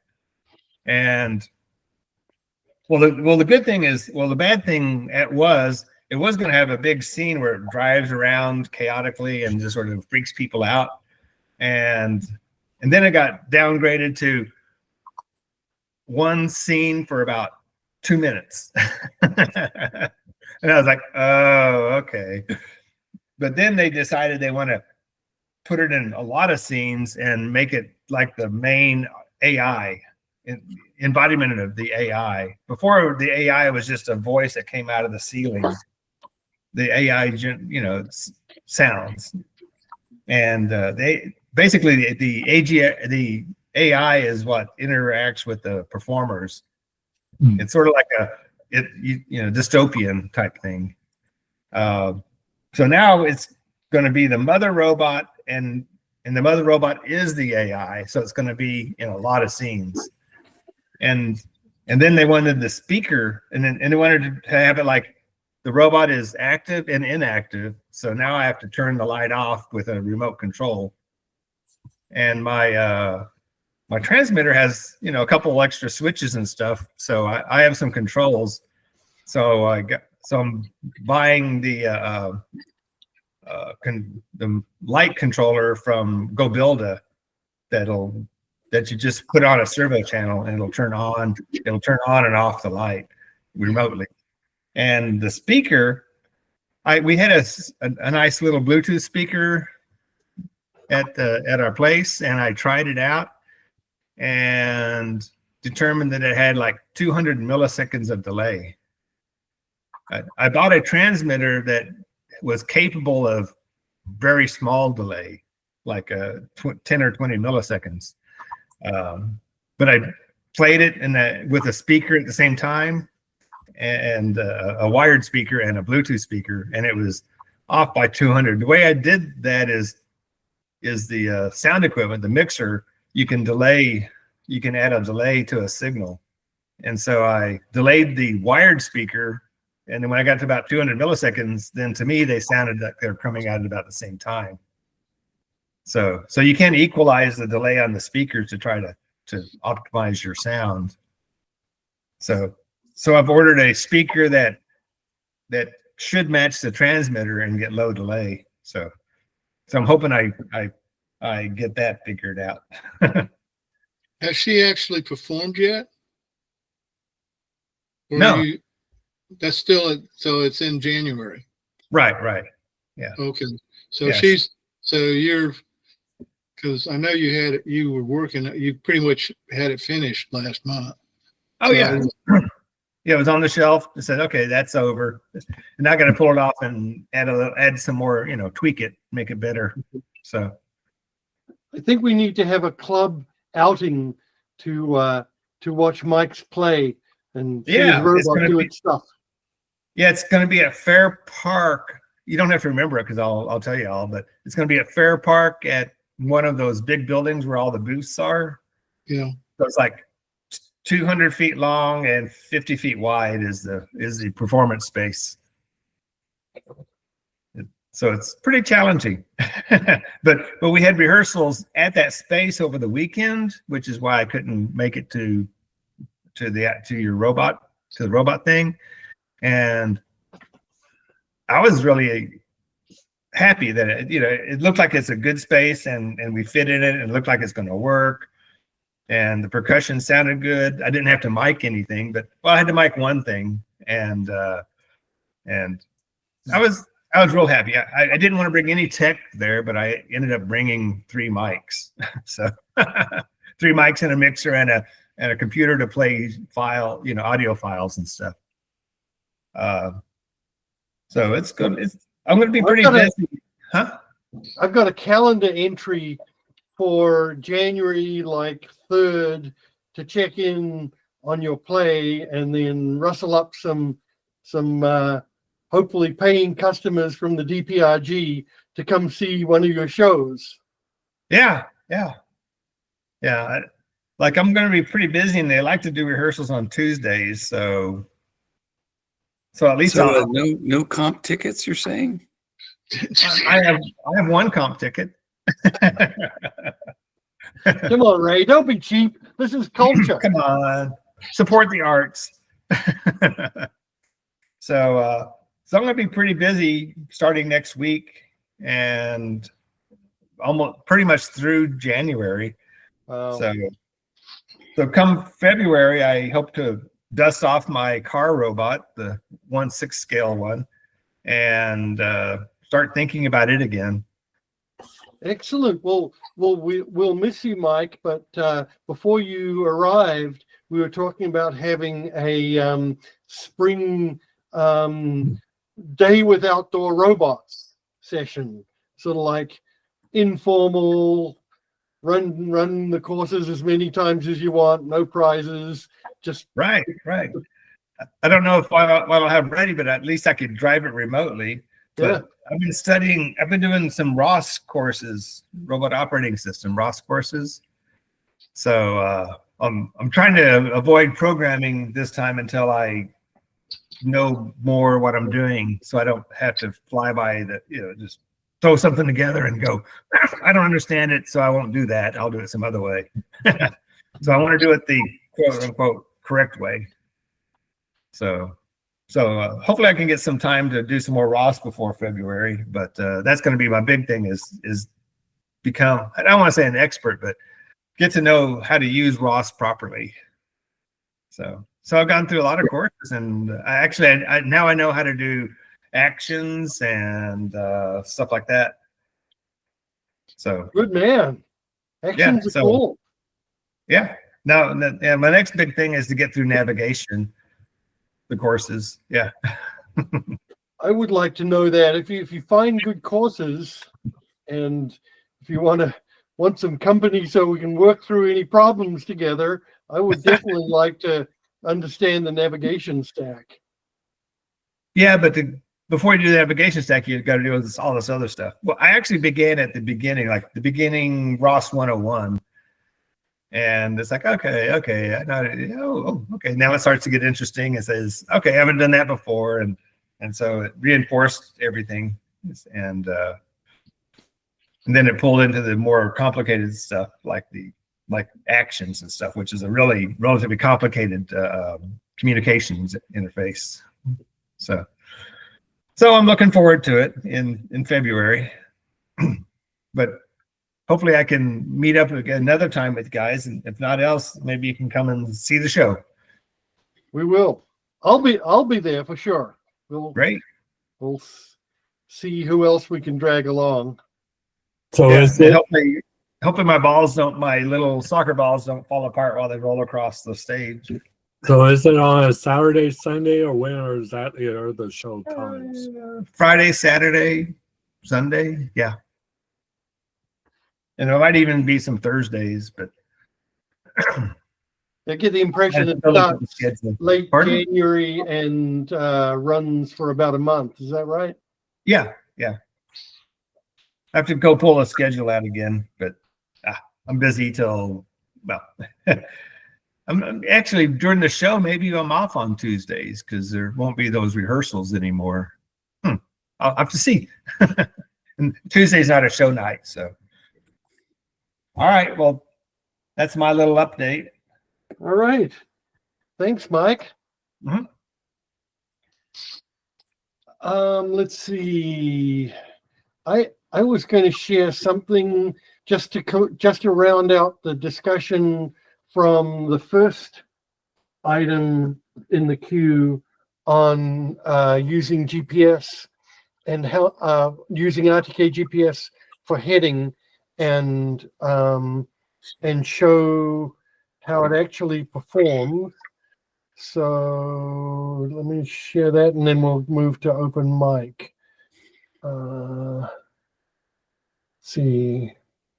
So here's a plot of a section of the run. The top trace is linear velocity, so it's running at full speed, and this is a little section of cone seeking.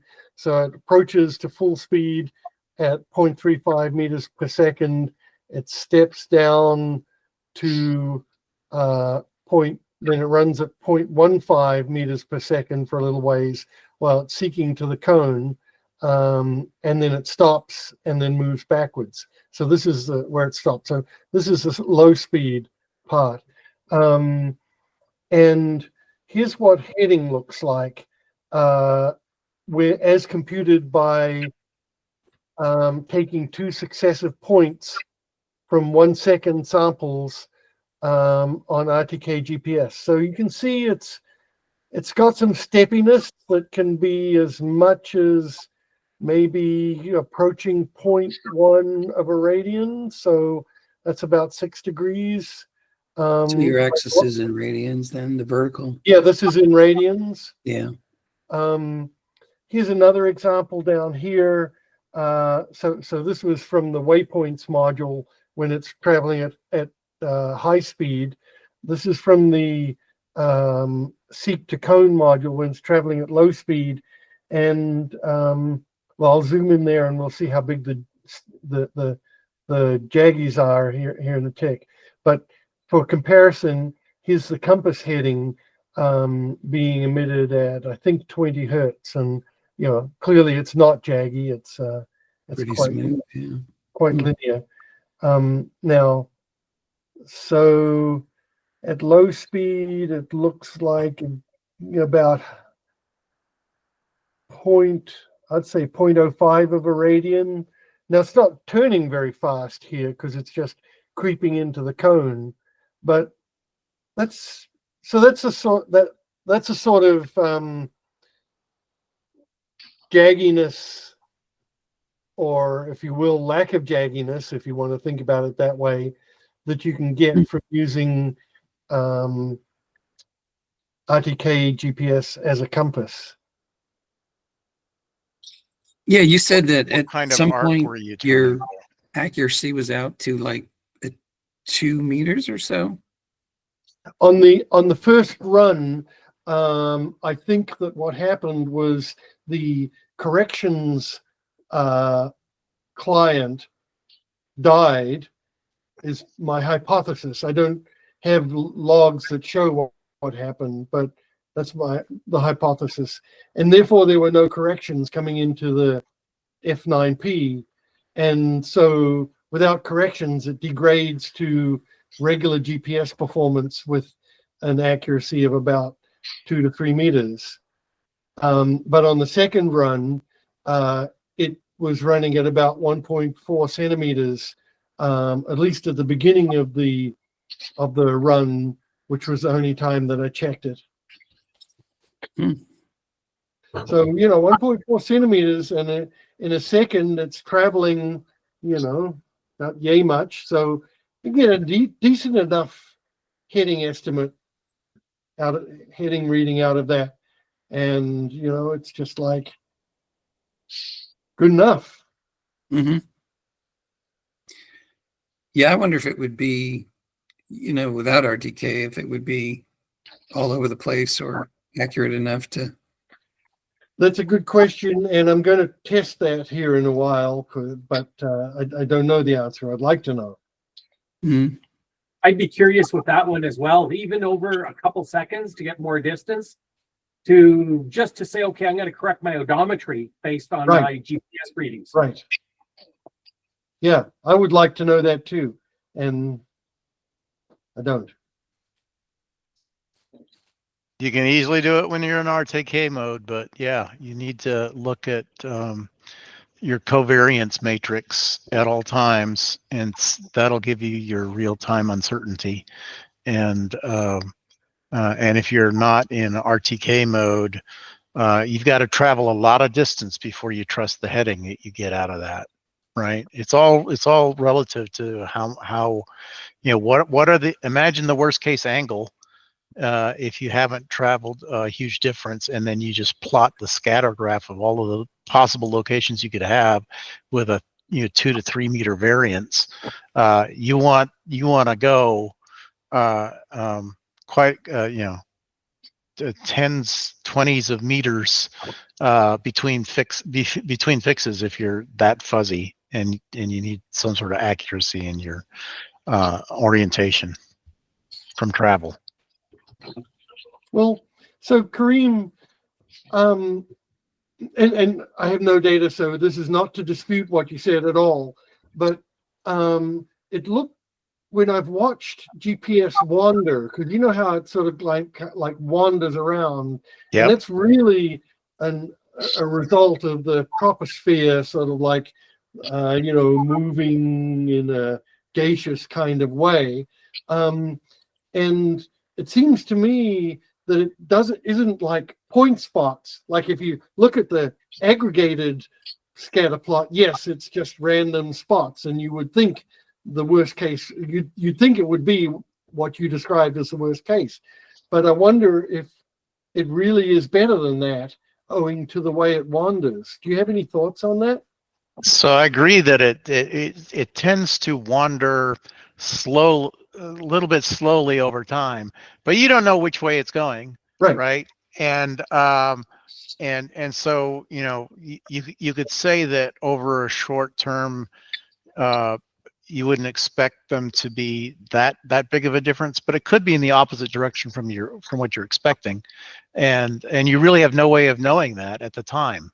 So I just simply would not rely on it, except if I'm traveling at really high speeds over long distances, like you would in like a car's GPS. But that's totally different from our little robots wandering around in the wild. So yeah, sure, you don't have to treat it like the possible points over hours that could be anywhere, But and so if you're talking about just heading keeping, then maybe I would be more inclined to go in your direction and say might be good enough for certain circumstances. But again, yeah, I would use an IMU for very short-term heading keeping, and I would use the GPS for much longer distances and correction. And I would turn off the magnetometer because all I care about is the gyro drift on a good unit. A yaw is it's pretty reasonable over minutes. Do you have any quantification of reasonable, Kareem? No, I don't. I can't say that I've done a deep study of it. I just find that the B&O 55 with magnetometers turned off has always met our needs for short-term heading keeping. And short-term is minutes, presumably. Yeah, our matches are 3 minutes, 2.5 minutes long, and it's usually pretty stable unless we experience a really hard knock. And then we have other mechanisms for relocalizing on heading and field location, usually using cameras or something like that. Cool. That was all I wanted to share. So why don't we switch to open mic? Anyone got anything they want to share? I have a little something. Great. This was typically what, as far as wind chimes, what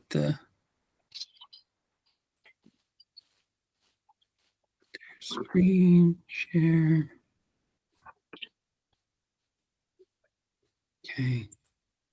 You may have seen some of these. I don't know how musical they are, but the redneck dream catchers.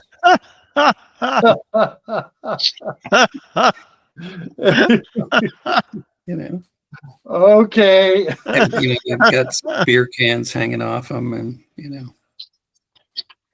So.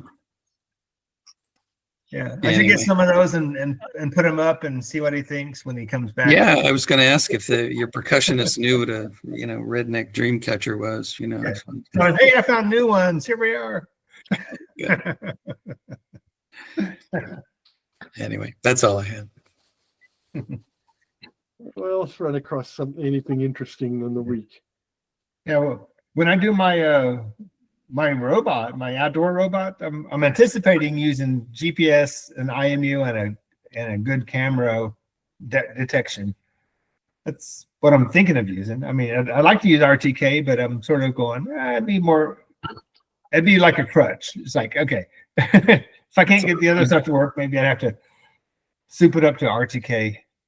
But if you have a decent camera, I think, it's bocce ball and grenades. The GPS will get you there pretty close. And, I kind of think that situation up in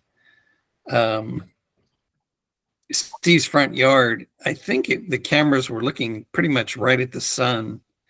So I don't know if that had an influence on it, but that would have an influence. Yeah, because mine couldn't seem to find that cone either.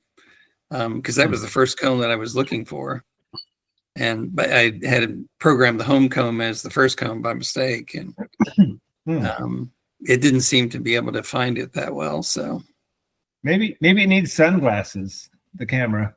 I actually have a polarizer on the front of the camera, so it's it knocks down the light quite a bit, and it's just made out of 3D movie glasses. You rotate the two lenses, and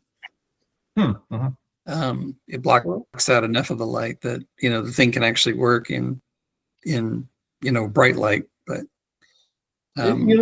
it's a fair comment, Mike, to call RTK a crutch, and certainly Scott's robots are far more capable than Mobot, much more sophisticated, because they have to be. They have to do object detection and avoidance.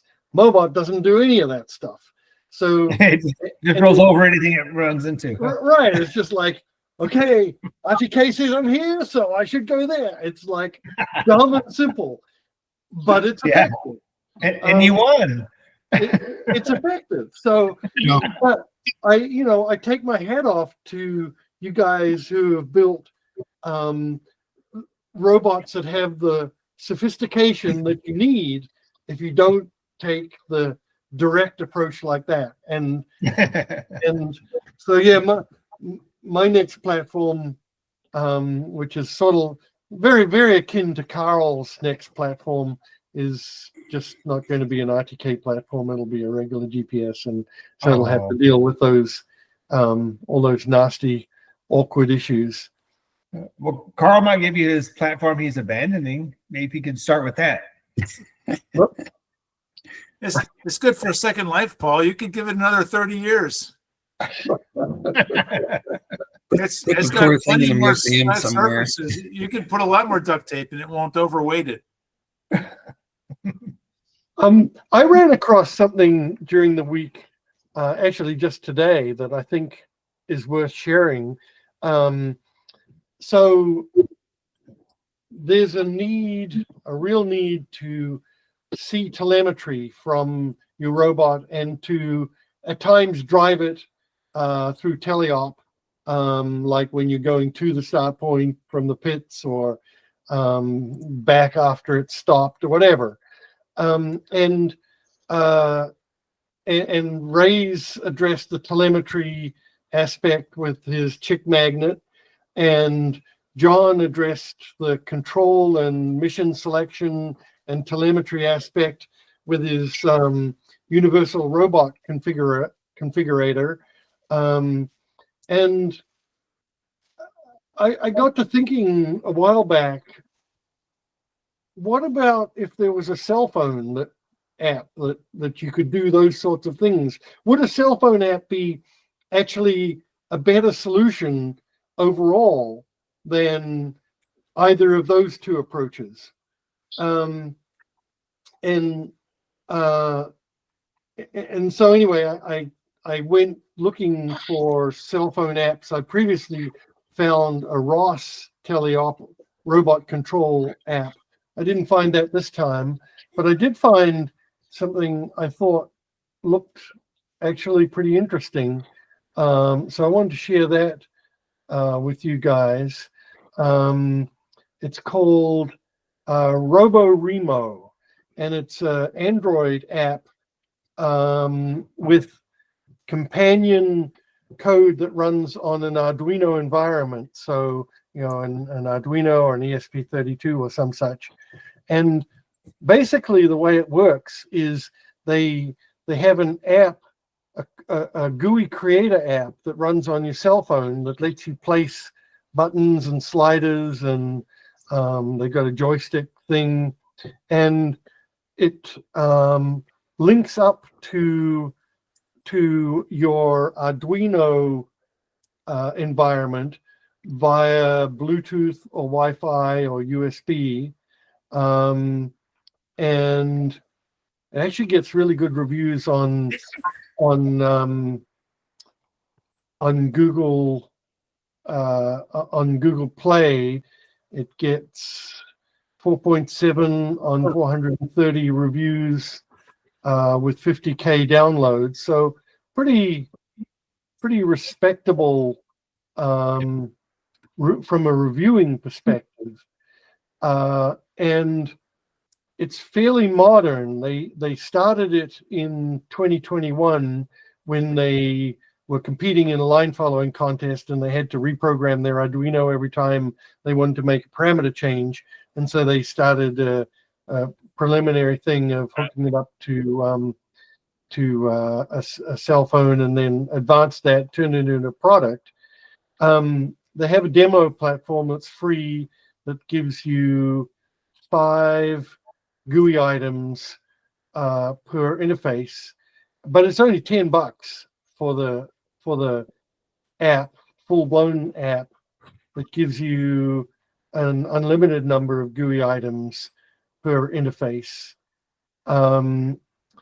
So here's a list of the GUI items they support: buttons, sliders, joysticks, LEDs, level indicators. There's a monitor. There's a text log here where you can like print stuff from your software. There's what else is interesting? A heartbeat sender that sends a message to your Arduino periodically, so that if you lose comms, your Arduino can take appropriate action and shut down the motors. I think those are the most important ones. And they say it supports Bluetooth, BLE, TCP, UDP, and USB serial. They've got a pretty decent manual on the thing. It's 36 pages that goes into each of the widgets and tells you what they do, and they've got a bunch of videos that give you examples of. So here's like summary of the widgets. Bunch of videos on YouTube that show you how to get going and build your first like button and LED app, and then they go through all of the widgets and what the controls are on them. So I was very impressed with the level of documentation on the thing. And then here's the YouTube channel with some of their tutorials on the joysticks and different projects they've done, like a RC car control, and they've got two RoboRemo joystick controlling 2 servos from your cell phone.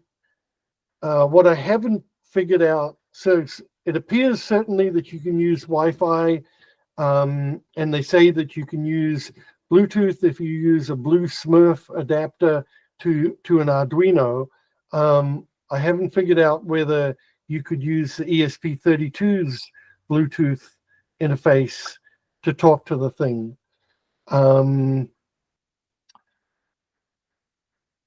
But from a Arduino coding perspective, it's pretty straightforward. So this is a button and LED tutorial, and all you do in the Arduino code is you set up your pins for, like the LED on the Arduino and stuff. Oh, this is using a serial interface, so that would be using an on-the-go serial interface, I believe. And then you check for a character. So when you press a button, you get a character back, like there are different characters corresponding to different buttons. So you read what that button is and then do something in the Arduino code. The RC example was a little more interesting. Where is it?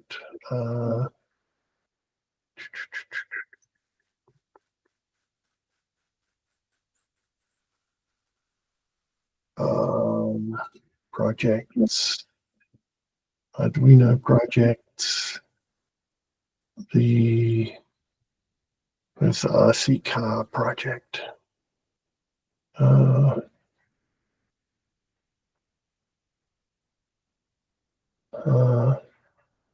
Bluetooth RC car 2.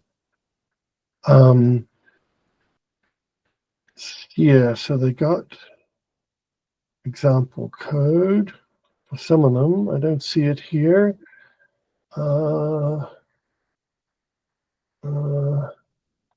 Sorry, I thought I had this nailed. Here we go. Yeah, here's what we wanted, the ESP32 RC car. So this uses Wi-Fi from the ESP32, which I was thinking would be good, because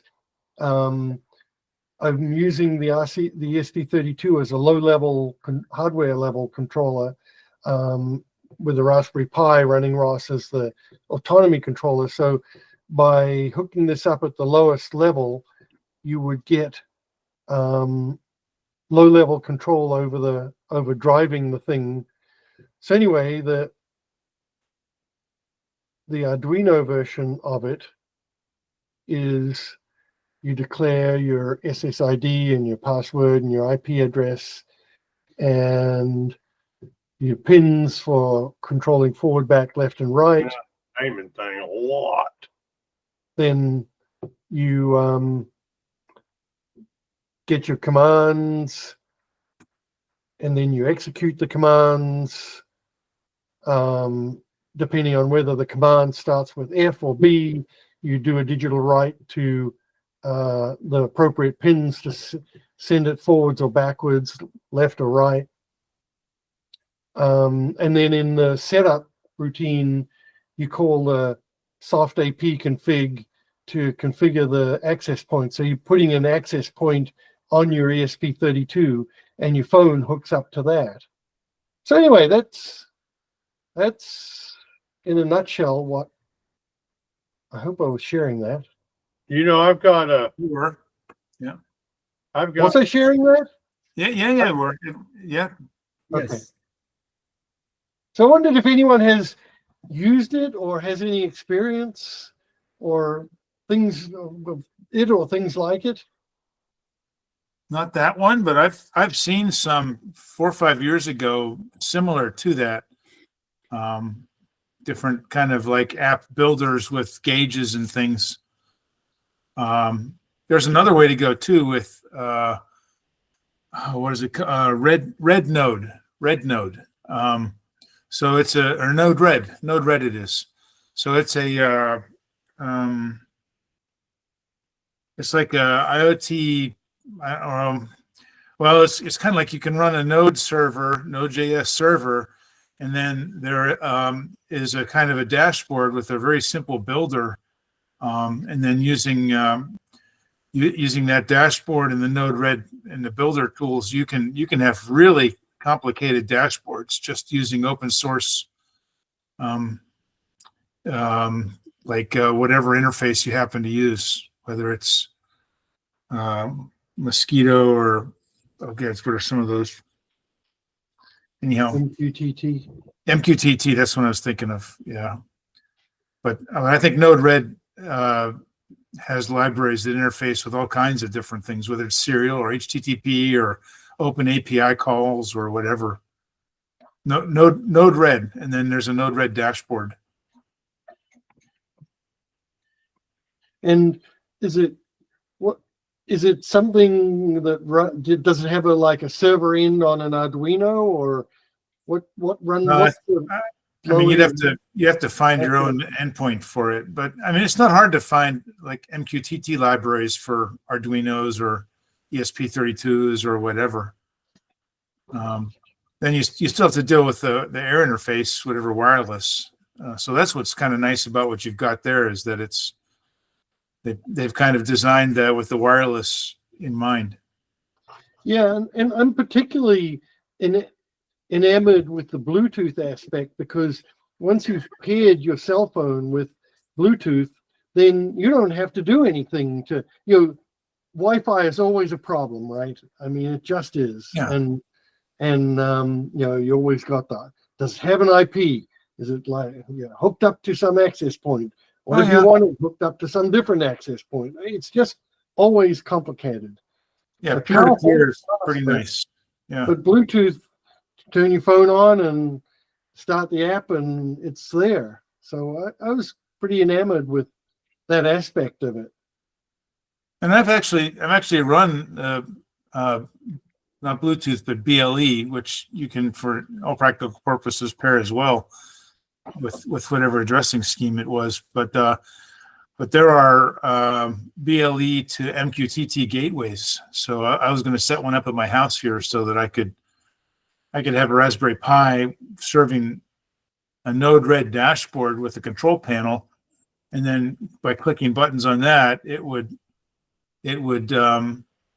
run across MQTT to a BLE gateway and thereby control these little BLE pucks that I have for whatever I wanted to do with them, or vice versa, little sensor pucks. But I mean, inside you can, these actually have, I mean, they have accelerometers and, I mean, they've got some fairly nice little circuitry. So I have for years thought about taking one of these and using it as making BLE interfaces for the robots. But of course, I can make things as complicated as possible, right? And then rebuild protocols over the shelf and start with something easy, right? Why reinvent the wheel? But the stuff you asked if stuff was out there, yeah, I've seen it. It's just on the shelf, ready to play with.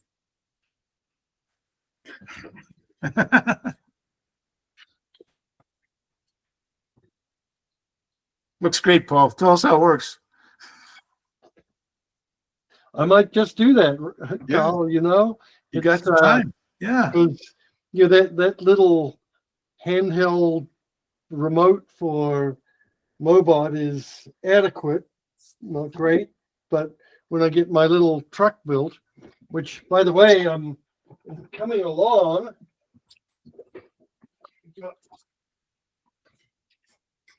I've got 3 pieces of it built.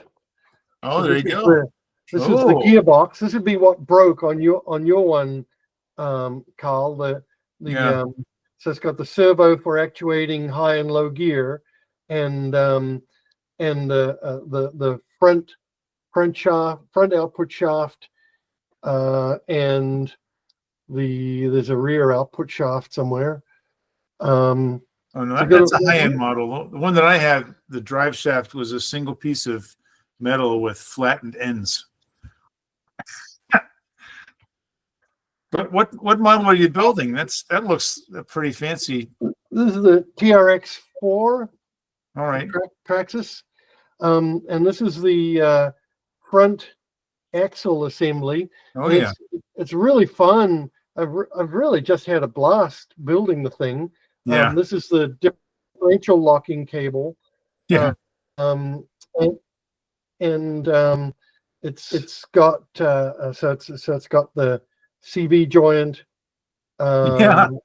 in there, and there's a real differential in there. So it's really fun putting together the ring gear and the spur gear and all those fun little gears, and it's got ball bearings and all metal gears except the one plastic gear that I found so far is this one on the front of the motor hooks up to, which I suspect is plastic for a reason, so that there's something that will break if forces get excessive. But everything else, everything inside of the gearbox and inside of the differentials, and it's got this kind of, I forget what they call it, but it's a drop gear where the axle, the drive shaft, I'm not sure what you call that bit of it that comes out through here, but then it drives the gear, and then there's a lower gear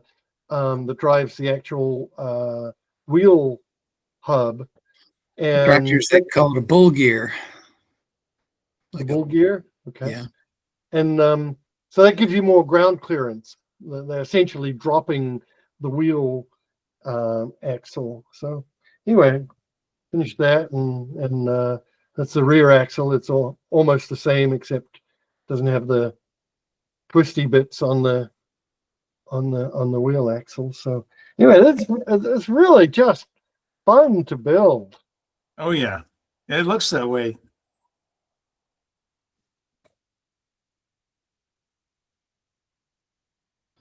That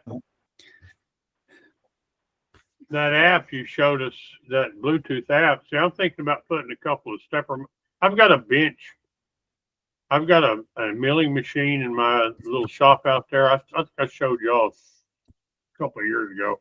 I got a little bench top milling machine. Doesn't have any drive motors on the X and Y. And I'm thinking about just putting some steppers on there, which is pretty simple. I'm not going to make it a CNC. I just get tired of cranking that little crank. Now, you know what I'm saying? So maybe that app would work pretty good for that you were showing. So I was going to use this. This is one of them Arduino joystick shields that I was probably going to use, but that app might be another option for that. So I'm definitely putting some stepper motors on there. I get tired of cranking that when I'm machining bars.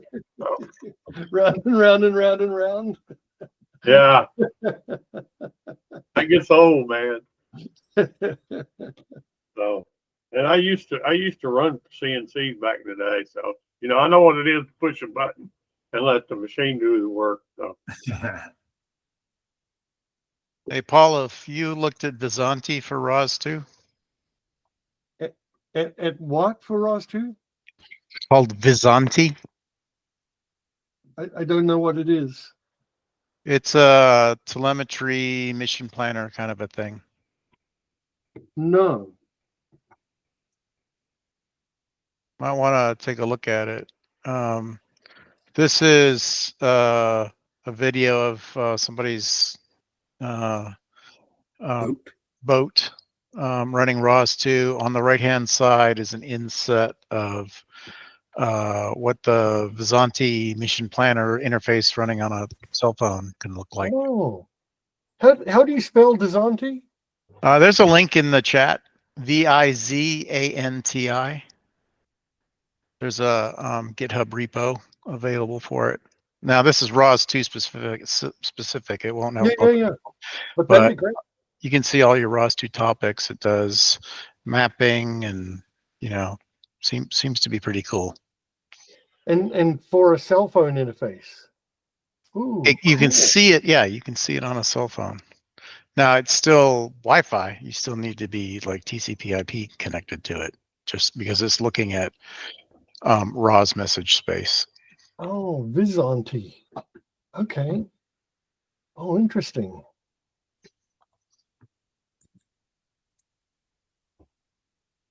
And you can plot out waypoints and things like that. You can change your mission on the fly if your robot supports it.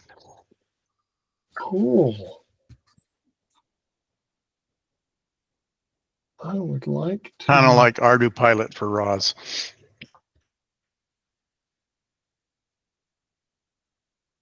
That's pretty neat. And it's a very active repo right now, so they're making lots of progress. Uh-huh. I wonder if there was a talk on it in ROSCon. I don't think so. This is still a pretty small project. Okay. No, I mean, I didn't look for it, but I would kind of doubt it. I just looked and I didn't find it. But that's pretty neat. Thanks for that, Kareem. Mm-hmm. Oh, there are so many good links. It's going to take me a long time to sort through them all from this evening's meeting. It's just not enough time.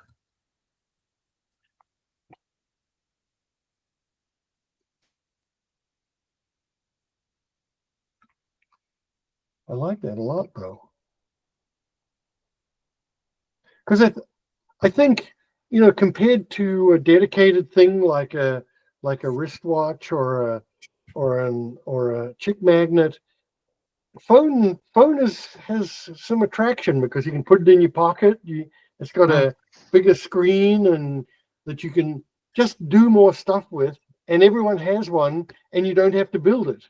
You know, the thing is, you got to build your wristwatch, and then you got to learn a custom GUI to make your own menus, and just a lot of software development. And if you can make your own GUIs just by dragging stuff across a cell phone screen, and it's actually what you need, that's a lot of attractive. And it works with ROS. Yeah, and if it works with ROS, then so much the better. I wouldn't have to like lug around my laptop around the course. Yeah, the stuff for ESP now is really simple. As you know, as far as excuse me, you know, meters or you know, scaled movement or moving bars or something to indicate what a variable is doing. It's just text. And, you know, for the most part, I can just look at it and say, you know, okay, I know which function I'm in. You know, I know whatever parameters, latitude, longitude, which set of latitude and longitudes I'm currently trying to get to, meters to go, target angle, actual angle. So, you know, it seemed adequate. It's not many lines of code. It seems pretty flexible. You can do, you know, point, you know, one transmitter to one receiver. You can do, you know, one transmitter, multiple receivers, you know, there's just all kinds of combinations that you can do. And that has a capacitive touch screen on the front. So, and it's active now. Like if I touch it, it'll, you know, draw a small red square and give me the coordinates of where the square is and all that. And, you know, but you know, it's still just one way. I don't use the touch screen for anything. So, but it could. I don't think I was being critical. I wasn't at all, but just. Oh no, I didn't think you were. It's adequate for my needs, you know. Yeah. So. Well, I saw, you know, I was watching some videos of people running Robo Magellan at Robo Games last year, and they almost all had those, you know, the RC remotes with the wheel on the side and the trigger, and I'm like, okay, you got to have that. And a couple of guys had the aircraft style remotes on Saturday, and I'm like, you know, if you could do all of that with a cell phone and select your mission, maybe that'd be a reasonable solution with if it didn't involve much programming.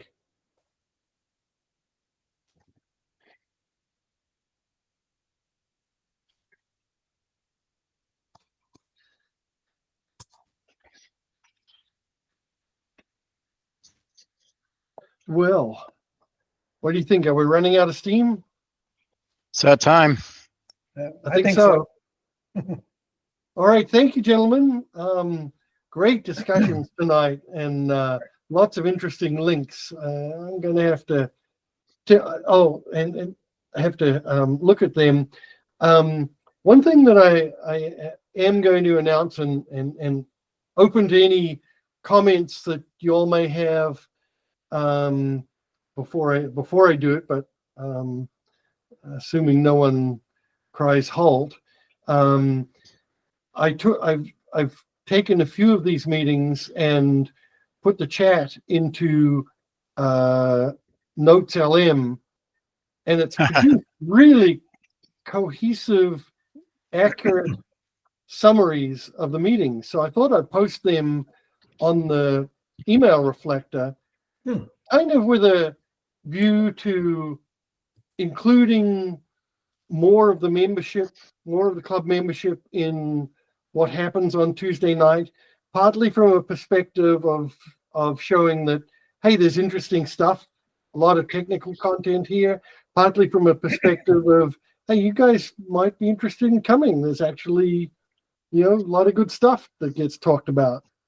Because I think this is I'd like to see what you did. Yeah. So are you uploading the text chat or the audio? The chat's that's transcript. The transcript. The in-call messages. Putting the transcript into a PDF file and then feeding that to Google Notes LM. All right. Yeah, not the in-call messages, but the actual transcript. The actual transcript. Do you guys want to see the output of it? Put it out, yeah. It works pretty well, but you do need to clearly caveat that it was an AI summary of the transcript when you share it, I think. because it will make some mistakes and hallucinations, and it'll make mistakes in attribution and things like that. But I use that all the time for transcription, transcript paragraphication, maybe, you know, Paraphrasing. paraphrasing, summaries. Summary. Yeah, parasummary, something like that. Let me just. Yeah, you probably want to keep the redneck dream catchers out of it. Who knows what it would do with that? Luckily, it can't process that video yet. It's a matter of time. No, you can actually feed it a video, a YouTube video, but there has to be a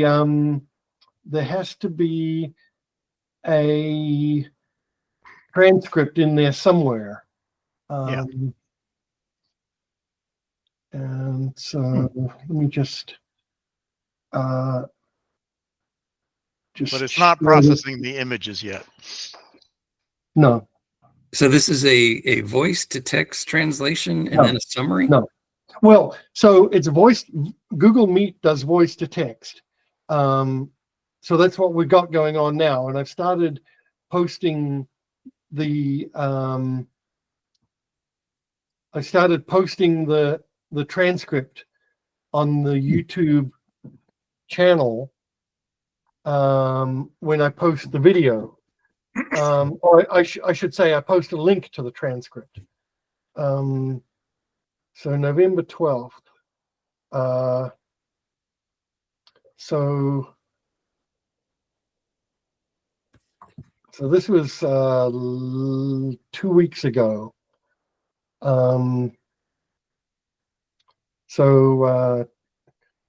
Tells you Ray presented and the kinds of go builder motors and battery and issues he was having. And Robo and you know, he recommended exploring things, and then Harold's 3D printing adventures and Tom's new robot chassis. This all matched. I read this and it all matched my recollection of the meeting. And what I think is particularly valuable is its attribution. So let me just. There's the transcript. So this is what Google Meet produces. It's like, you know, who said what at the entire meeting, and you know, it's huge. And in here, I'm trying to figure out why I'm not seeing it.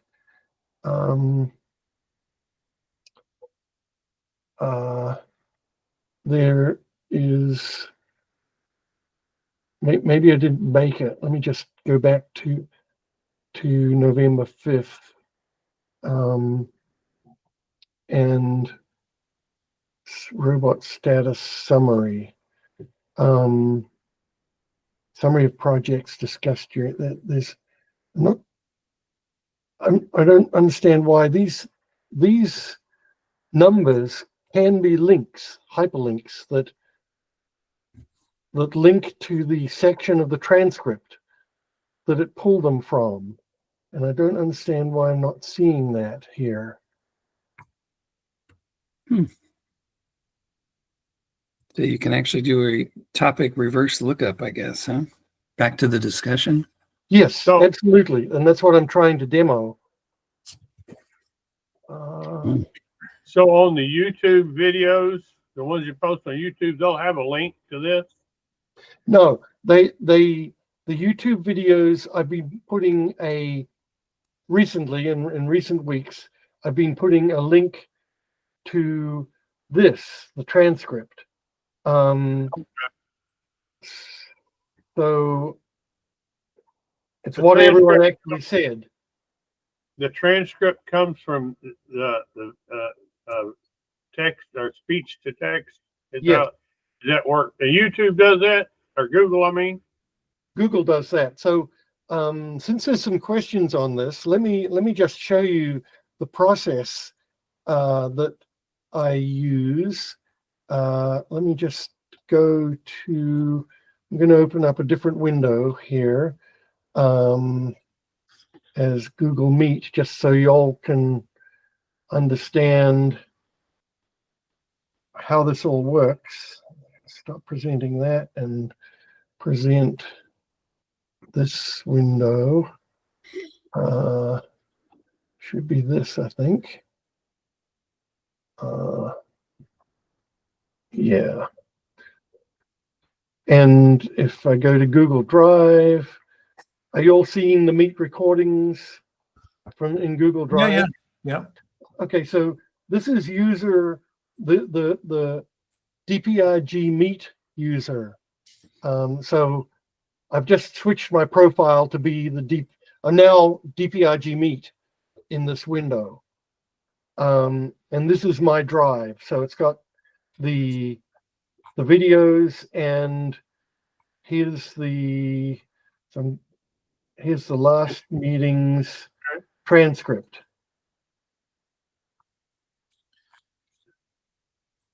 So this is what I get out of the transcript. It tells who was there as my welcome, and it's kind of rough. It's not very, it's not a very accurate transcription. But the Google LM, the Notes LM summary is really good considering how incorrect this transcript is.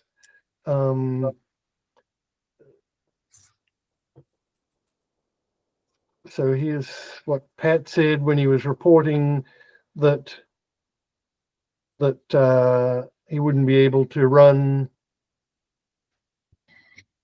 So anyway, it goes on for goodness knows how many pages, and there's timestamps along here at the 2-hour mark. We're up on page 45. This is where I was showing a video about Spot, trying to figure out whether it can walk over or around objects, and whether it'll get tangled up in wires on the ground. And Ray said, yeah, walking under ladders. So anyway, that's the transcript, but it's too long to read. Wow. But it is a decent, it's like I said, it's got some inaccuracies in it. So for example, here, Ray said, what does a Boston Dynamics Spot robot go for these days with inflation? So, he probably didn't use those exact words, or maybe he did. Maybe there was a repetition, but there's not interpretation. It's just a transcription. So then, what Notes LM does is turn that into,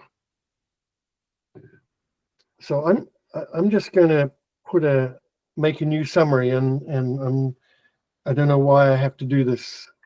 I'm not very experienced with it, but summarize the meeting.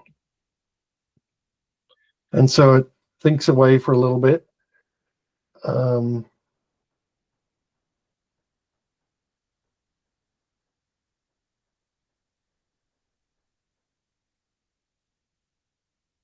It does say here, NotebookLM can make mistakes, so double check it. So here's what I was trying to demonstrate.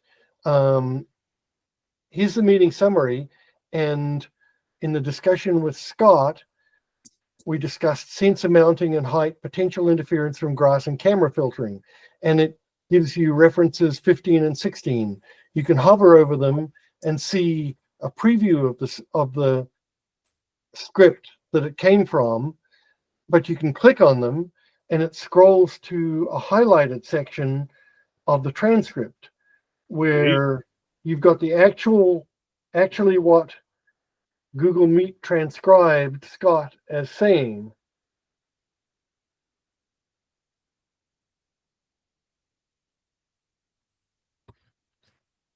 That looks really useful. It does. And Yeah, that's really useful. I wonder if I can pull out the hyperlinks.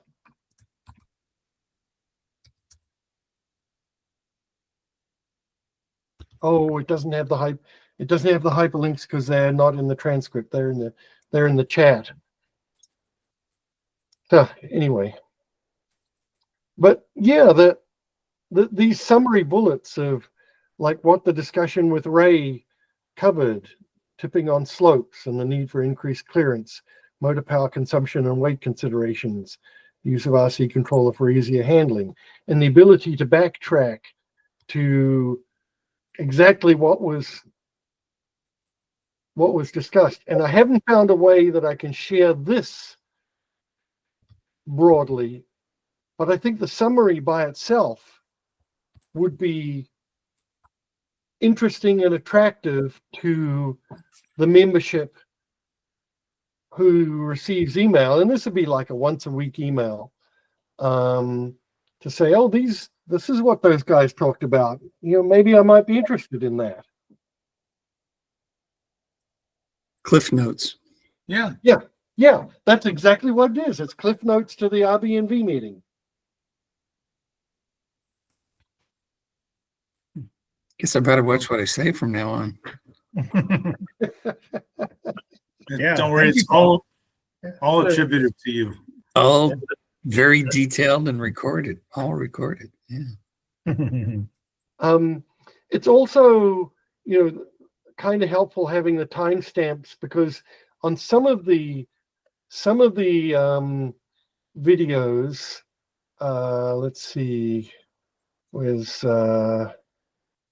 like if I go to DPRG clips, and back to some of the some of the playlists.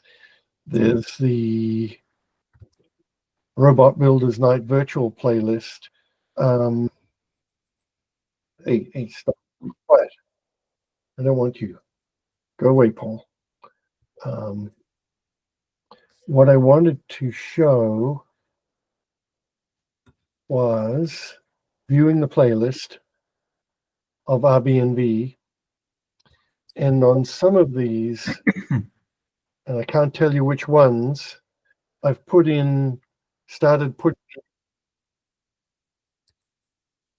Yeah, I don't think the recording was going on yet, but it sounded like maybe Pat was, let's see, how would I say, surprised at the depth of my failures there. So I was like, oh my God, he couldn't get anything going there or something. So, but you know, but I can't go back because the recording wasn't being taken then. So.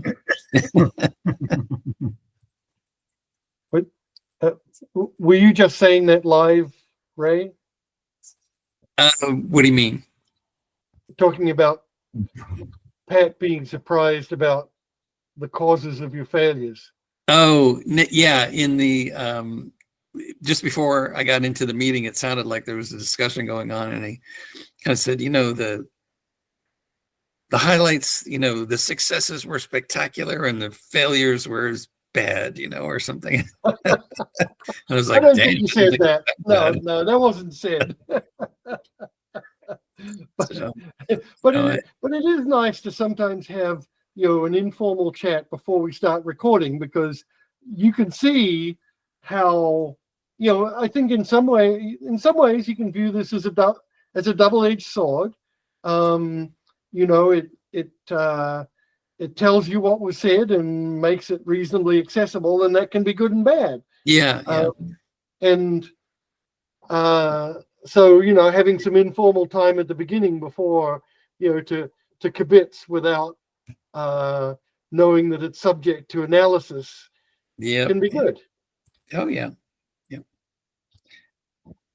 Yeah, I was gonna say in my defense, I only worked on it for like 2 months and had some you know, really weird issues with the RoboClaw. I actually contacted him, found out that I guess with the ESP32s and some other processors, there was just weird things going on with sending commands to the RoboClaw for motion control, and it would get like progressively worse in time, and that's what was going on. And you know, he gave me another library to download. He said, you know, get rid of the one that, you know, is on the web and try this one and see if it fixes it, and it did. But you know, I spent a lot of time chasing, you know, this. Yeah. And that's why I named it Flaky, because it was flaky. Yikes. What a miserable experience. Yeah, it was a lot of time wasted, you know, chasing a problem. You know, I wish I, you know, I thought, oh, it's got to be my code. It's got to be my code. And sure enough, it was the libraries that were, you know, something in the library that was screwed up, not right. So, wow. But anyway. Well, it's interesting that we're going to be training Bard's AI with our meetings. Because I'm sure it takes this information that you're feeding to it and puts it into its knowledge base. Yeah.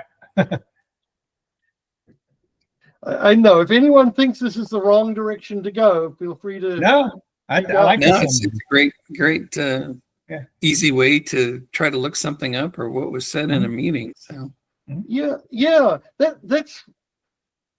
I have struggled with how to deal with these RBNV meetings because we get such good discussion here, such like really valuable technical content, and yet for the most part it's lost because no one remembers a month, much less 6 months ago, who said what about what. And I've struggled with how to try and capture more value from the discussions that happen at these meetings that can last longer. And I see this as a possible way of doing that as well as engaging more of the club. Yeah. Mm-hmm.